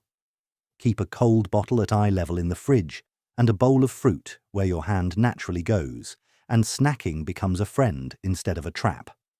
Priming is arranging cues, so the action you want is the one that feels natural. A small entrance table with keys, headphones, and a folded tote makes leaving the house smooth. A yoga mat already rolled out makes "I'll stretch for a minute" more likely than "I should stretch sometime." For families, a landing zone by the door turns chaos into a ritual. For creators, a pre-lit corner with your mic set means the barrier to recording is basically sit. You're not relying on willpower. You're designing a stage that invites the scene you want to play. If your future self keeps dropping the ball, move the ball to where they can't miss it. Level 65. Implementation intentions. "I'll try harder" is a wish. If X, then I'll do Y is a plan your brain can actually run. Tie the behavior to a specific cue and it fires when the cue appears. If the bus ride starts, then I open the language app and complete one short drill. If I put the kettle on, then I write a single sentence while it heats. If I walk in the door after work, then I change clothes and take a 10-minute walk before touching a screen. The magic is in the trigger, being concrete and already present in your day. You're handing your future self a little autopilot script so the choice doesn't have to be debated fresh every time. It works for everything. Tough conversations. If we raise our voices, then we pause and take water. Saving. If any tip money comes in, then it goes straight in the jar. Sleep. If the clock hits the time I set, then lights go down and the phone goes face down. You'll still miss some. Don't rewrite the whole life plan. Refine the cue until it's visible, then keep it small enough that "I did it" fits inside a normal day. Level 66. Ulysses Pact. Sometimes the smartest move is to tie yourself to the mast before the sirens start. A Ulysses Pact is a promise you make in a calm moment that removes the temptation later. If late-night scrolling wrecks your sleep, hand your phone charger to someone you trust and keep it in their room after a certain time.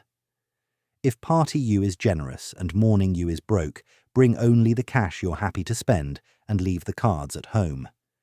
If you snack when you study, put the treats in a box that needs kitchen scissors you don't keep at your desk. Annoying enough to make you pause, not extreme enough to make you rebel. Make these pacts short and revisitable so they don't feel like prison. Week by week, show by show, exam by exam. Announce them to someone who roots for you, not someone who will gloat. The goal isn't proving willpower. It's making the good choice feel ordinary and the bad choice feel like just enough effort that you roll your eyes and skip it. When the wind picks up, you'll be glad the ropes were set when the sea was calm. Level 67. Commitment and consistency. Once we say we're the kind of person who does something, we work hard to stay that person. Use that gently. Tell a friend, I run on Wednesdays, and send a casual photo of your shoes at the door. Next week you're more likely to go because you don't want to be a talker. You want to be the person who runs. If you organise a local meet-up, invite folks to jot their first name on the chalkboard wall. People show up again because the room now has a tiny piece of them in it. In study groups, open by having each person share one sentence about what they'll finish. Halfway through, ask for a quick check. Consistency loves an audience. Be careful with the size of the promise. Small and true beats grand and brittle. And don't trap people with gotchas. You're not trying to corner anyone. You're trying to let identity do quiet work. When a commitment is chosen, visible and sized right, the brain stops negotiating and starts following the path it already said out loud. Who you think you are is strong gravity. Aim it where you want to go. Level 68. Temporal discounting. Future rewards feel faint compared to whatever is glowing right now. That's why bedtime you scrolls and morning you regrets it. Why saving for later loses to buying today. Why stretching loses to the couch. You can't change human wiring, but you can tilt the table. Bring the future closer by shrinking the wait for a win. A short walk now for an immediate mood boost. A tiny transfer to savings with a satisfying done animation. A quick stretch while the tea steeps so your back thanks you before the kettle clicks. Push the temptation farther by adding a pause. Snacks live high up, apps live off the front screen. The TV remote lives in a drawer with a book on top. Give your future self a voice by leaving notes where present you will see them. On the fridge, on the mirror, on your lock screen. Written like a friend who knows your excuses. And when you slip, don't declare yourself hopeless. Make the next good choice appealing now, not someday. The brain likes treats that arrive soon and frictions that arrive sooner. Use both on purpose and the tug of war with later gets easier. Level 69. Mental accounting. You already keep little buckets in your head for money and time. The trick is to make those buckets work for you instead of tripping you. If fun money always evaporates, give it a real home. Cash in an envelope or a separate card with a balance you can see at a glance so you can enjoy spending without raiding rent. If chores steal your weekends, create a weekday micro-chores bucket, 5 minutes after dinner each night for one small thing, so Saturday feels like yours again. If social energy runs low, budget it.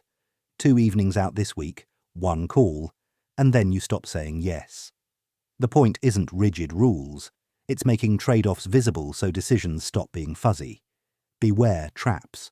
Windfalls don't make bad buys smart, and free time after midnight still belongs to tomorrow's body.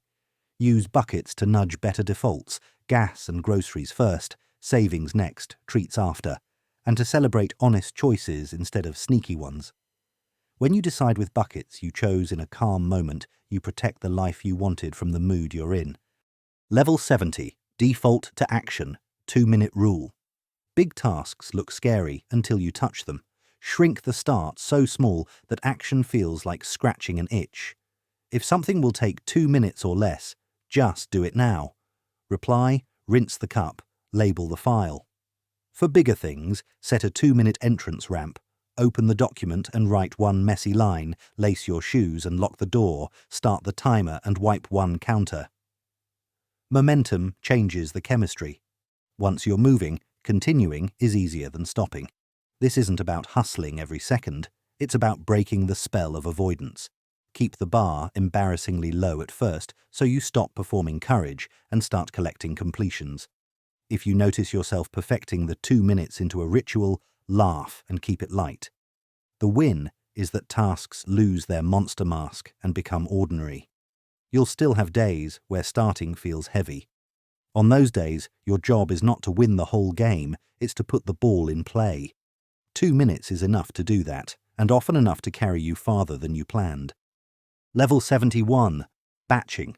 There's a reason a good kitchen preps all the onions at once instead of chopping one, frying it, then starting again. Switching gears is where momentum dies. Batching means you group similar tasks, so your hands, eyes and head stay in the same mode, and you glide. Do errands in a single loop while you're already out. Record several short clips in one sitting while the light and your voice are warmed up. Answer messages in a dedicated window so you don't keep cracking open conversations while trying to think. Creators can stack capture, then stack edit, then stack publish. Barbers line up tools so every cut follows the same clean rhythm. Students read source material in a block and only later write the summary. You're not being robotic. You're protecting flow from tiny collisions. Make the rule kind. When you notice yourself hopping, ask, "Can this wait for the next batch?" Often the answer is yes. Then, instead of 50 little starts that leave you frazzled, you get a few honest runs where the work feels smooth. The day stops being a stutter and starts feeling like a song with proper verses. Level 72. Time boxing sprints. Think of focus like a short game, not a marathon.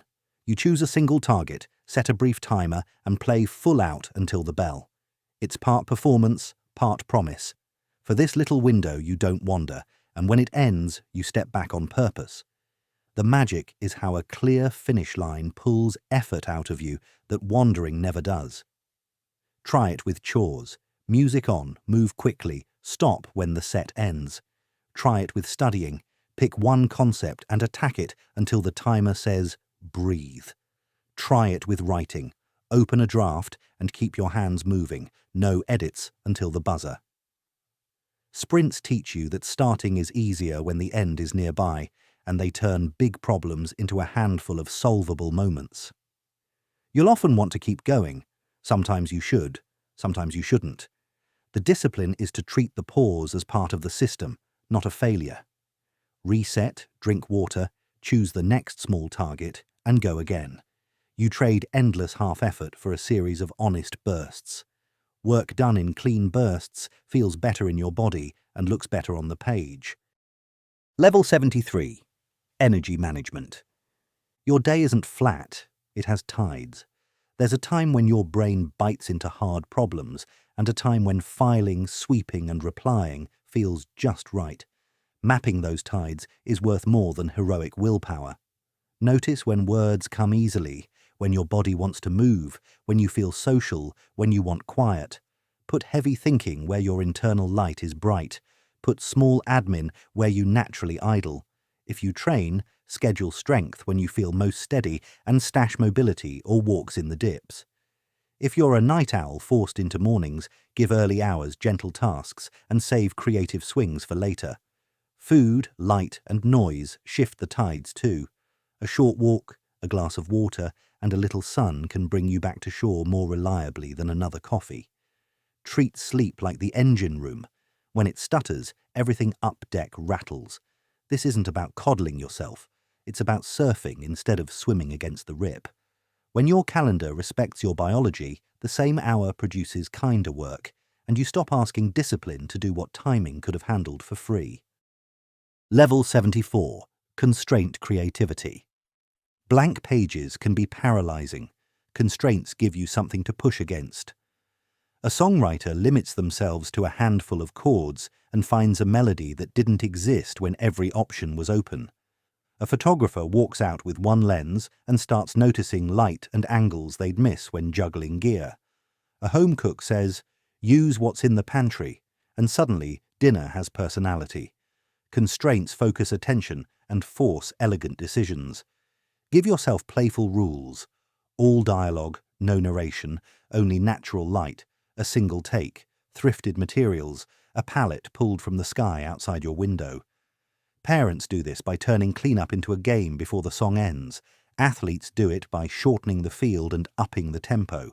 Creators do it by promising a tiny audience they'll show up on a regular cadence, even if the piece is smaller than pride would like. The point isn't to suffer, it's to remove the fake infinity that drains momentum. When the sandbox has edges, your mind fills it. Limits make style, style makes signal, and signal is what cuts through the noise. Level 75. Leverage through tools. There's a moment when a tool stops being a gadget and becomes a lever. A carpenter uses a jig, so every cut lands perfect without thinking. A video maker builds a template, so intros, lower thirds, and color are ready before the idea even hits the timeline. A shopkeeper writes a tiny script that tallies the day's sales and sends it to a private channel, saving a dozen small decisions. The pattern is simple. Invest once to make the next 100 runs lighter. Automations that file, rename, crop, or send at the right hour keep your attention on the part only you can do. Even low-tech tools count. A rolling cart that holds project materials so you can wheel your setup into the light. A check card taped to your instrument case so practice starts without thinking. And yes, smarter software can draft, translate, and label so you jump straight to judging and improving. The test for a good tool is whether it gives you back time and reduces errors without numbing your taste. Pick a chore that bores you, find or build the smallest tool that cuts it in half, and watch how much more of the real work you suddenly have room for. Level 76. Decentralize decisions. The person closest to the action usually has the clearest read. Let them steer. In a busy kitchen, the line cook calls the fire on their station. In a family, the one doing school runs decides the route and timing. In a small club, the person at the door adjusts the flow because they can see the mood. Decentralizing doesn't mean chaos, it means everyone knows what they own and has the power to act without waiting for a distant nod. You get speed, pride, and fewer bottlenecks. Set a simple north, what good looks like, what's off limits, and then push choices to the edge. Pair it with fast feedback so people learn without fear. That worked, keep it. That didn't, here's why.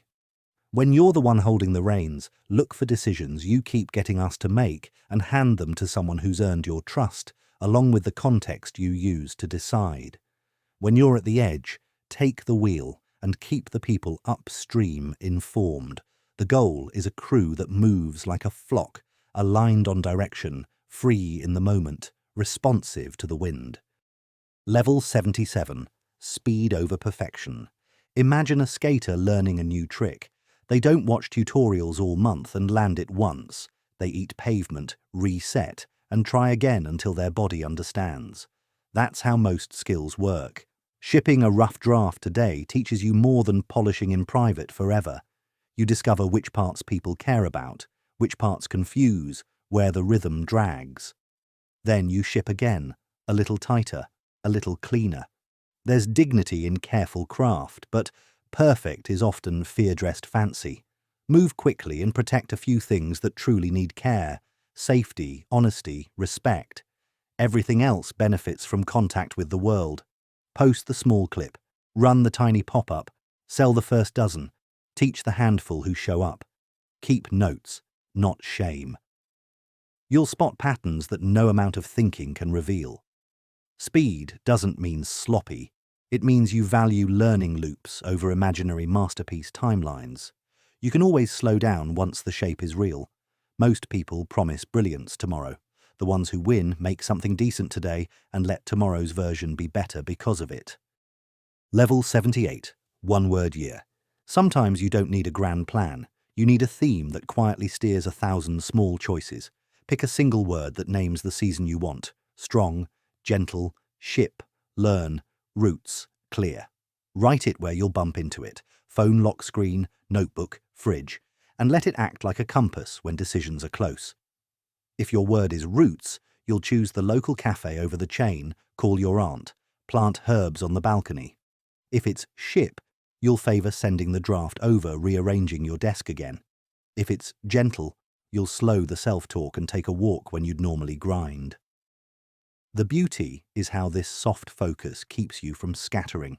You stop arguing with yourself about every little decision because the word makes a dozen tiny answers obvious. You can change it when the season changes. You can keep it to yourself or invite a friend to pick one too and compare notes. It isn't magic, it's a steady drumbeat under the noise, reminding you what this chapter is for. Level 79, Anti-Goals List. When people plan, they usually name what they want. It's just as useful to name what you refuse. Make a short list of conditions that predict a bad day. Meals skipped until you're snappy, staying up so late your morning self hates you, clutter rising until it nags, saying yes to every ask until your own work is a stranger. These are the potholes. Design your route around them. Maybe you protect slow breakfast, or you keep one evening screen-free, or you leave the sink empty at night so morning you walks into calm. In projects, anti-goals sound like no inbox first mornings, no meetings without a point, no partnerships that need chasing. In relationships, no sarcasm when tired, no heavy talks after midnight, no keeping score. Anti-goals aren't grumpy rules. They're guardrails your wiser self leaves for your more impulsive self.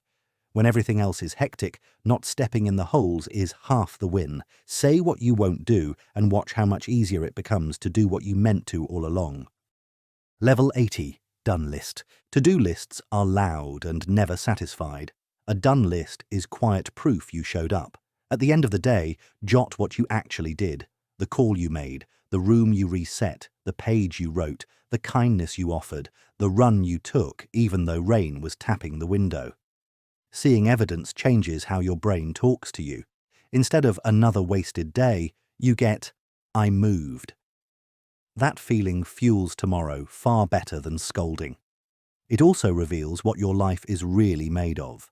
Patterns of care, tiny steps that add up, a rhythm that may already be stronger than you admit. Keep it simple. A line or two is enough. Some people like capturing small wins in a jar and reading them when a month closes. Some like a pocket notebook. Some type a quick note on their phone before lights out. Whatever the container, the practice is the same. Look back with honest eyes and give yourself credit. Progress is often invisible when you only stare at what's left. Turn around for a moment. The path you've laid is longer than it felt while you were walking it. Level 81, Heuristic Stacking. When the world is messy, a couple of small, sturdy rules do more work than one grand theory. Heuristic stacking is choosing 2 or 3 simple tests that together steer you away from dumb choices and toward decent ones. You're buying a used bike. Rule 1. If the seller won't let you ride it, you leave. Rule 2. If the chain and tyres are neglected, the hidden parts are worse. Rule 3. If your body smiles after a short loop, that's your bike. You're meeting someone new. Rule 1. They keep time. Rule 2. They talk about people with respect when those people aren't there. Rule 3. They handle a tiny disappointment without sulking. You're picking a project. Rule 1. It teaches a reusable skill. Rule 2. It produces an artifact you can show. Rule 3. You can finish a first pass in a week. Each rule is imperfect alone. Together, they become a net. Stacks should be short enough to remember when you're hungry, nervous, or excited. If a rule never helps, drop it. If a rule saves you repeatedly, promote it. Life won't slow down for you to calculate every angle, but a handful of good rules run fast in your head and keep you out of the ditch. Level 82, Opportunity Stacking. Think of a street vendor who isn't the best cook, the loudest marketer, or on the fanciest corner, but still draws a line. They stacked a few okay edges, a spot near the bus stop when people are hungry, a short menu that moves fast, a friendly line banter that turns strangers into regulars, a playlist that makes the wait feel like part of the treat. None of those alone is magic. Together they feel inevitable. That's opportunity stacking. As a creator, you can pair an unglamorous niche with a steady cadence and a format people finish, then add a welcoming comment habit that pulls folks back. As a student, you can sit up front, Ask one honest question per class and rewrite notes the same day. Average pieces combine into above-average results. As a freelancer, you can be quick to reply, clear about scope, and pleasant to invoice. 3 quiet advantages beat 1 shiny skill you use rarely. The art is looking for edges that don't exhaust you and play well together. Once the stack works, protect it from drift. You didn't find a silver bullet, you built a little machine. Feed it, oil it, and let it make luck for you. Level 83. Asymmetric bets. Some moves cost little if they flop, but can change the room if they land. You want more of those and fewer that can wreck your week for a tiny chance at applause. Sending a kind, precise note to someone you admire is an asymmetric bet. Worst case. Silence. Best case. A door opens you couldn't have forced. Sharing a small tutorial is asymmetric. A few scroll past, one person bookmarks it, and maybe a collaboration appears months later. Testing a pop-up at the market with a borrowed table is asymmetric. You lose an afternoon if it's quiet and gain a customer base if it hums. The trick is to cap the downside in advance. Time limit, budget you're happy to burn, ego kept light, and to leave the upside open-ended by making it easy for good results to compound. A contact card, a link, a way to follow up. People romanticize risky leaps. You're looking for playful steps that let you retreat with a shrug or stay and grow if the wind catches. Stack your calendar with bets that won't break you and might stretch your world. You don't need a miracle. You need a lot of small doors left ajar. Level 84. Reversal tests.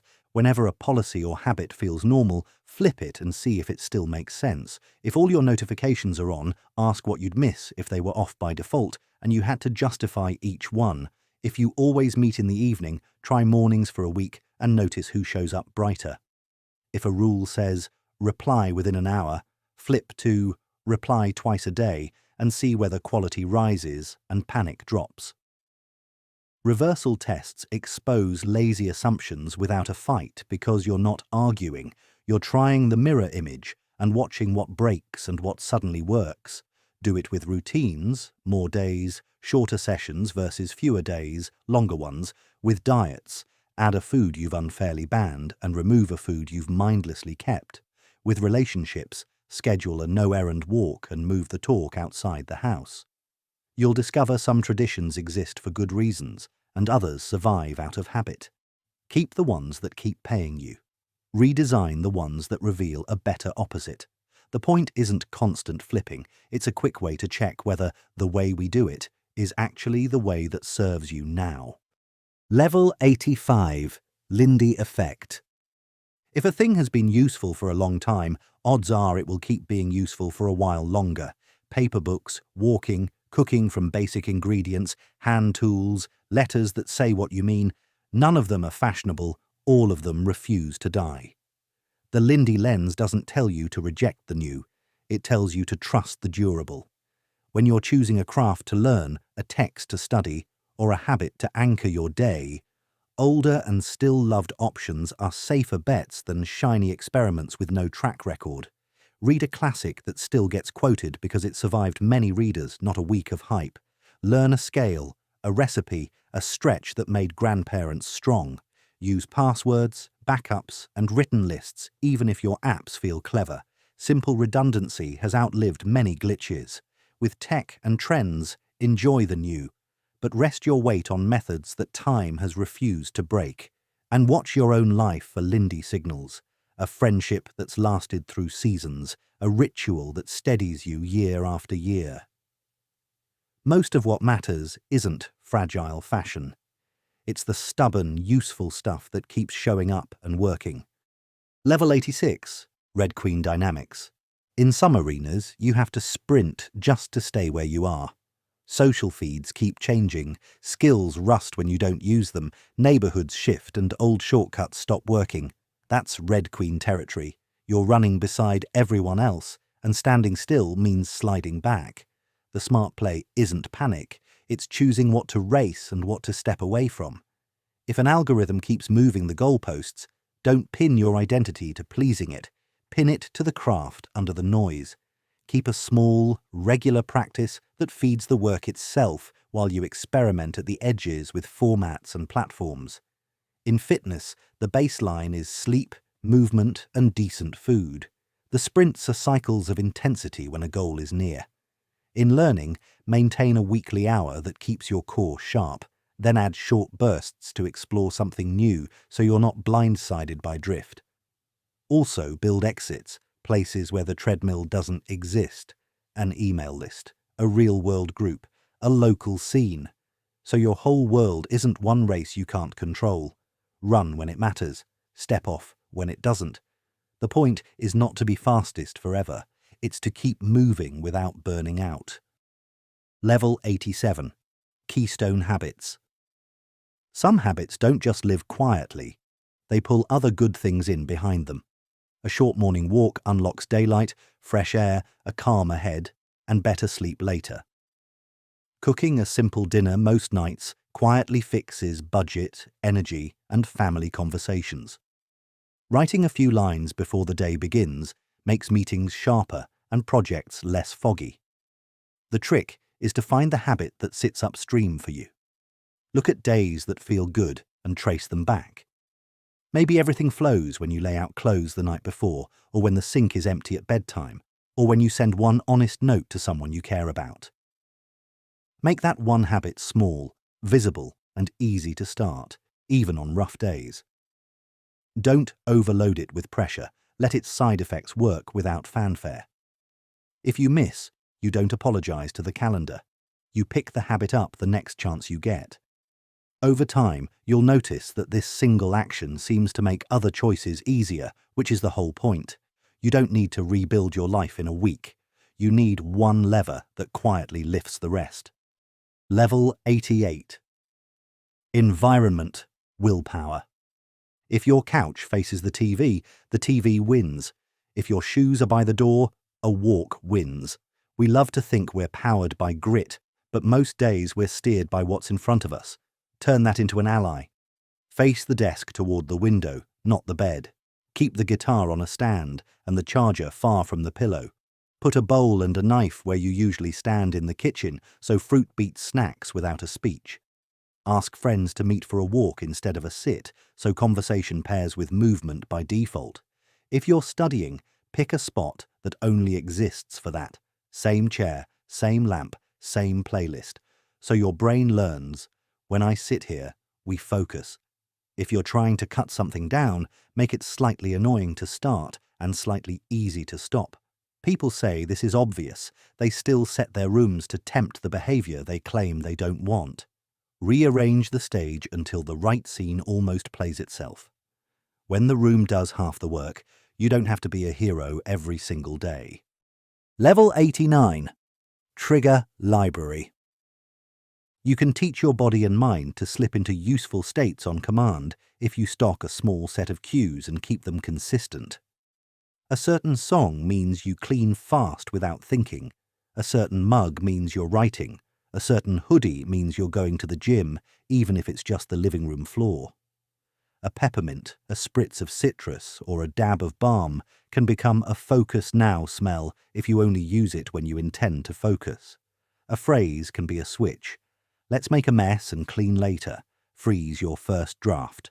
One take is fine, gets you past the red light. Walk and talk turns a hard conversation into movement where words come easier. Build these on purpose. Pick one cue per state you care about, focus, calm, energy, social, and pair it with the state often enough that your nervous system starts recognizing the handshake. Retire cues that get noisy and keep the best ones special so they stay strong. This isn't superstition, it's training. You're giving future you buttons they can press when willpower is low and the day is loud. Level 90. Mental rehearsal. Close your eyes and run the scene like a director. You're stepping on stage or into an exam room or up to a front door you've been avoiding. See the light, hear the room, feel your shoes. Say the first line out loud, then the next two beats you want to hit. Now, let a complication arrive. Someone interrupts. A question comes sideways. a tool, hiccups, and watch yourself handle it calmly. That's mental rehearsal done right, not fantasy victory laps, but vivid practice of the moves and the recoveries. Athletes do it before a lift, musicians do it before a hard entrance. You can do it before a pitch, a call, a difficult talk. Keep it short and specific. Picture your hands, the turn of your shoulders, the exact words you'll use to buy a breath if you need one. Give me a second, I want to answer that well. Your brain files this as experience, so when the real moment arrives, nothing feels brand new. You won't control everything. You don't need to. You need to have visited the room in your head so your body knows the way when you walk in for real. Level 91, role switching, switch chairs, literally if you can. Sit where they'd sit, hold what they're holding, and argue as them until you surprise yourself. You want your neighbour to trim a tree. From their seat, the tree is shade, birds, privacy, a little inheritance from a parent who planted it. Now your ask changes. You sketch how to keep shade and privacy while pruning the dangerous limbs, and you offer to split the cost or bring lemonade the day the crew comes. Dating works this way too. Instead of pushing for a restaurant you love, you pitch a quiet place that lets a shy person hear every word. With a parent, hear the fear under the rule before you push the rule. Role switching isn't submission. It's a shortcut to solutions that don't need winning or losing. Try a 3-step drill. Restate their stakes until they say, yes, that's it. Name one thing you can bend without resentment, and ask for one thing they can bend without resentment. Your voice softens, options multiply, and what looked like a clash becomes two people editing one plan. When you argue from their chair first, you stop fighting ghosts and start solving the actual problem in the room. Level 92. Perspective zoom. Think like a photographer. Sometimes you need the macro lens, sometimes the wide shot. Up close shows you the scratch on the guitar string that keeps buzzing. Zoomed out shows you the set list is too long for the venue. Most stuck days are zoom problems. If you're overwhelmed, pull back until the whole week fits on one napkin and circle the 3 moves that change everything. If you're drifting, push your nose close to the next square foot. One message, one paragraph, one draw. Train a simple toggle in your head. Zoom out, choose direction. Zoom in, take the next honest step. Walk does wonders here. A block to choose a theme for the day. A corner to pick a single task you'll finish before lunch. Another turn to pick how you'll end cleanly. With people, zoom out to the season of their life before you judge the moment. Zoom in to the precise sentence that would help right now. You don't need fancy frameworks. You need the courage to change focal length on purpose. When you can move between altitude and detail at will, you stop spinning and start steering. Level 93. Leverage the crowd. You don't need one genius answer. You need 10 normal answers you can combine. Ask 3 bus drivers how the traffic behaves at dusk and you'll plan your route better than any app. Ask a guitar forum, your teacher, and a friend with good ears how to tame fret noise. The overlap is your fix. When you're choosing a campsite, read a few recent notes, not the top review. When you're picking a recipe, scan the comments for what people actually changed, then copy the 2 tweaks that keep appearing. The trick is to gather lightly and filter with taste. Avoid echo chambers by asking outside your usual circle, older and younger, online and around the corner. Weight advice by skin in the game. The person who cooks every night beats the person who posts twice a year. Keep your questions specific and short so people answer from experience, not theory. Then assemble a plan you own, your route, your setup, your timeline. Crowds are wonderful at surfacing pitfalls and shortcuts. Your job is to play conductor, not passenger. When many small signals point the same way, you've found a path that's sturdier than any single opinion. Level 94. Pre-pricing the pain. Before you offer the fix, name the ache the way people actually feel it. The squeaky door isn't minor maintenance. It's the sound that wakes the baby every night and turns bedtime into a gamble. That cluttered hallway isn't disorganized. It's the daily shoulder bump that makes mornings sharp and apologies frequent. When you put honest language on the cost of not changing, decisions stop being abstract. You're not guilting anyone. You're showing them the toll they already pay: tension, time, tiny arguments, the thrill that keeps getting dulled. Then you describe your path like relief. Hinges oiled, a soft close, a hook for the bag that always hits your shin, a 5-minute reset before dinner so the night starts warm. If you're asking someone for help, price your own pain first so the request lands clean. When the trash sits, the kitchen goes sour and I get snappy. If you take it on Tuesdays, our evenings feel better. We move when the problem has a face and a voice.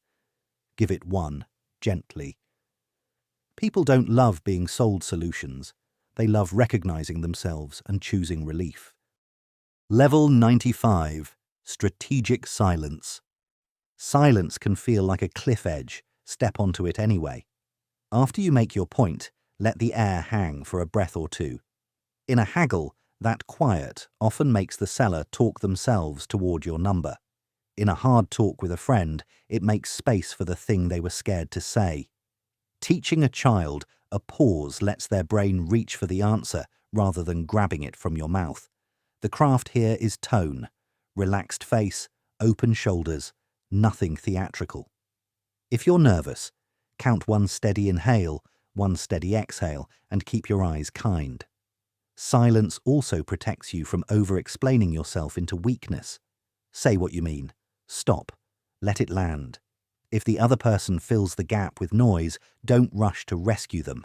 You're both just feeling the awkwardness pass. You'll hear tiny truths in those beats that you miss when you barrel ahead. Used well, silence isn't a trap. It's a soft invitation. It says, we don't have to swing every second. We can think. And thinking together is where most good outcomes live. Level 96. Pattern interrupts. Scripts run deep.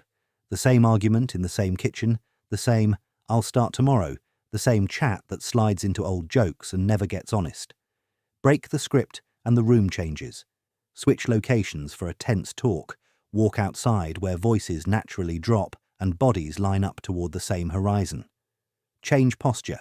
Sit on the floor with the mess you've been ignoring and set a 10-minute timer like a game. Flip the opening line. Start a meeting by asking what you should stop doing rather than what to add. For yourself, short-circuit autopilot with a single odd rule. Shoes on means phone away. When the song ends, whatever you're holding gets put away. If you touch the guitar, you play one verse before you can scroll. Pattern interrupts aren't about chaos. They're about one clean jolt that lets a new choice appear. If the move would embarrass you, pick a subtler one. Change the light, change the seat, change the first question. When a moment keeps repeating a scene you don't like, you don't have to act better inside it. You can change the scene. Level 97. Scarcity of self. If you're always available, you start to feel like furniture and people treat you like furniture. Pull yourself back a little and your presence regains its weight. Answer messages in 2 windows a day instead of vibrating on command. Your replies get better and your attention stops fraying. Choose a couple of nights you guard for yourself or for the people who pour back into you. The world learns you're not a vending machine, you're a person with a door that opens and closes. When you say yes, make it a full yes. When you say no, let it be clean and kind. This isn't coyness or game playing, it's respect for your time, your energy, and the quality of what you give. You'll notice something funny. Your work lands harder, your jokes hit cleaner, your invites get a little warmer simply because you aren't diluted. Share where you'll be found and when. At the market on Saturdays, on calls after lunch, at the park most evenings. And let people meet you there. A little scarcity doesn't make you cold, it makes you treasured. Level 98. Endgame thinking. Picture the version of you 5 years from now that you'd be proud to meet. What do they spend time on? Who do they stand next to? What do they refuse? Now walk backward. If they are patient and strong, what small training fits this week? If they are surrounded by people who laugh easy and tell the truth, what kind of invitation do you accept tonight? Endgame thinking isn't morbid, it's a gentle compass. When you're stuck between two decent choices, ask which one your future self would thank you for. When you're tempted to scorch an argument, ask what story you want that person to tell about you later. Even silly decisions change feel when you hold them up to the longer lens. Shoes you can walk far in, meals that let you sleep, work that teaches a skill you'll want when trends shift. You're not predicting fate, you're steering toward a shape you like. The endgame you choose doesn't need to impress anyone else, it just needs to make sense to the person you're trying to become. Level 99. Strategic withdrawal. Sometimes winning looks like stepping out of the game entirely. Leave the group chat that keeps picking fights with your mood. Call a pause in an argument before the mean lines show up, and return when both heads are cool. Stop feeding a platform that punishes you for not posting every day, and grow your own garden somewhere calmer. Withdrawal is powerful when it's chosen, not sulking. Announce it simply, "I'm stepping back from this thread, it's not good for me. Let's pick this up tomorrow. I want to like us when we're done." And leave a door that's easy to re-enter with dignity. Not every battle becomes legend. Many just drain your week. Make a short list of games you will not keep playing, keeping up with someone else's spending, defending every choice to people who decided not to understand, chasing every rumor. Space isn't surrender, it's oxygen. When you stop swinging at every pitch, your swing gets better for the ones you do choose. Level 100. Personal monopoly. You don't have to be the best at one thing if you're the only person who does your mix of things. Stack 2 or 3 skills you genuinely enjoy, say storytelling, street history, and sound design, and show up where those overlap until people think of you first when that ridge in the map appears. A barber who sketches between cuts and posts little portraits of regulars becomes the shop folks travel for. A home baker who loves hiking brings trail-friendly cakes to the market and writes tiny maps on the boxes. Suddenly, there's a line. Your job is to notice the ingredients that already live in you, add one adjacent skill that makes the combo pop, and make small public artifacts so the world can see the recipe. Ignore advice that drags you into bland middle lanes. The point of a monopoly is that there is no perfect substitute. You are U-shaped. It takes time, months of tinkering, seasons of sharing, but once it clicks, competition shrinks and opportunity starts calling your name. Build the thing only you would think to build. Then keep being the person only you could be.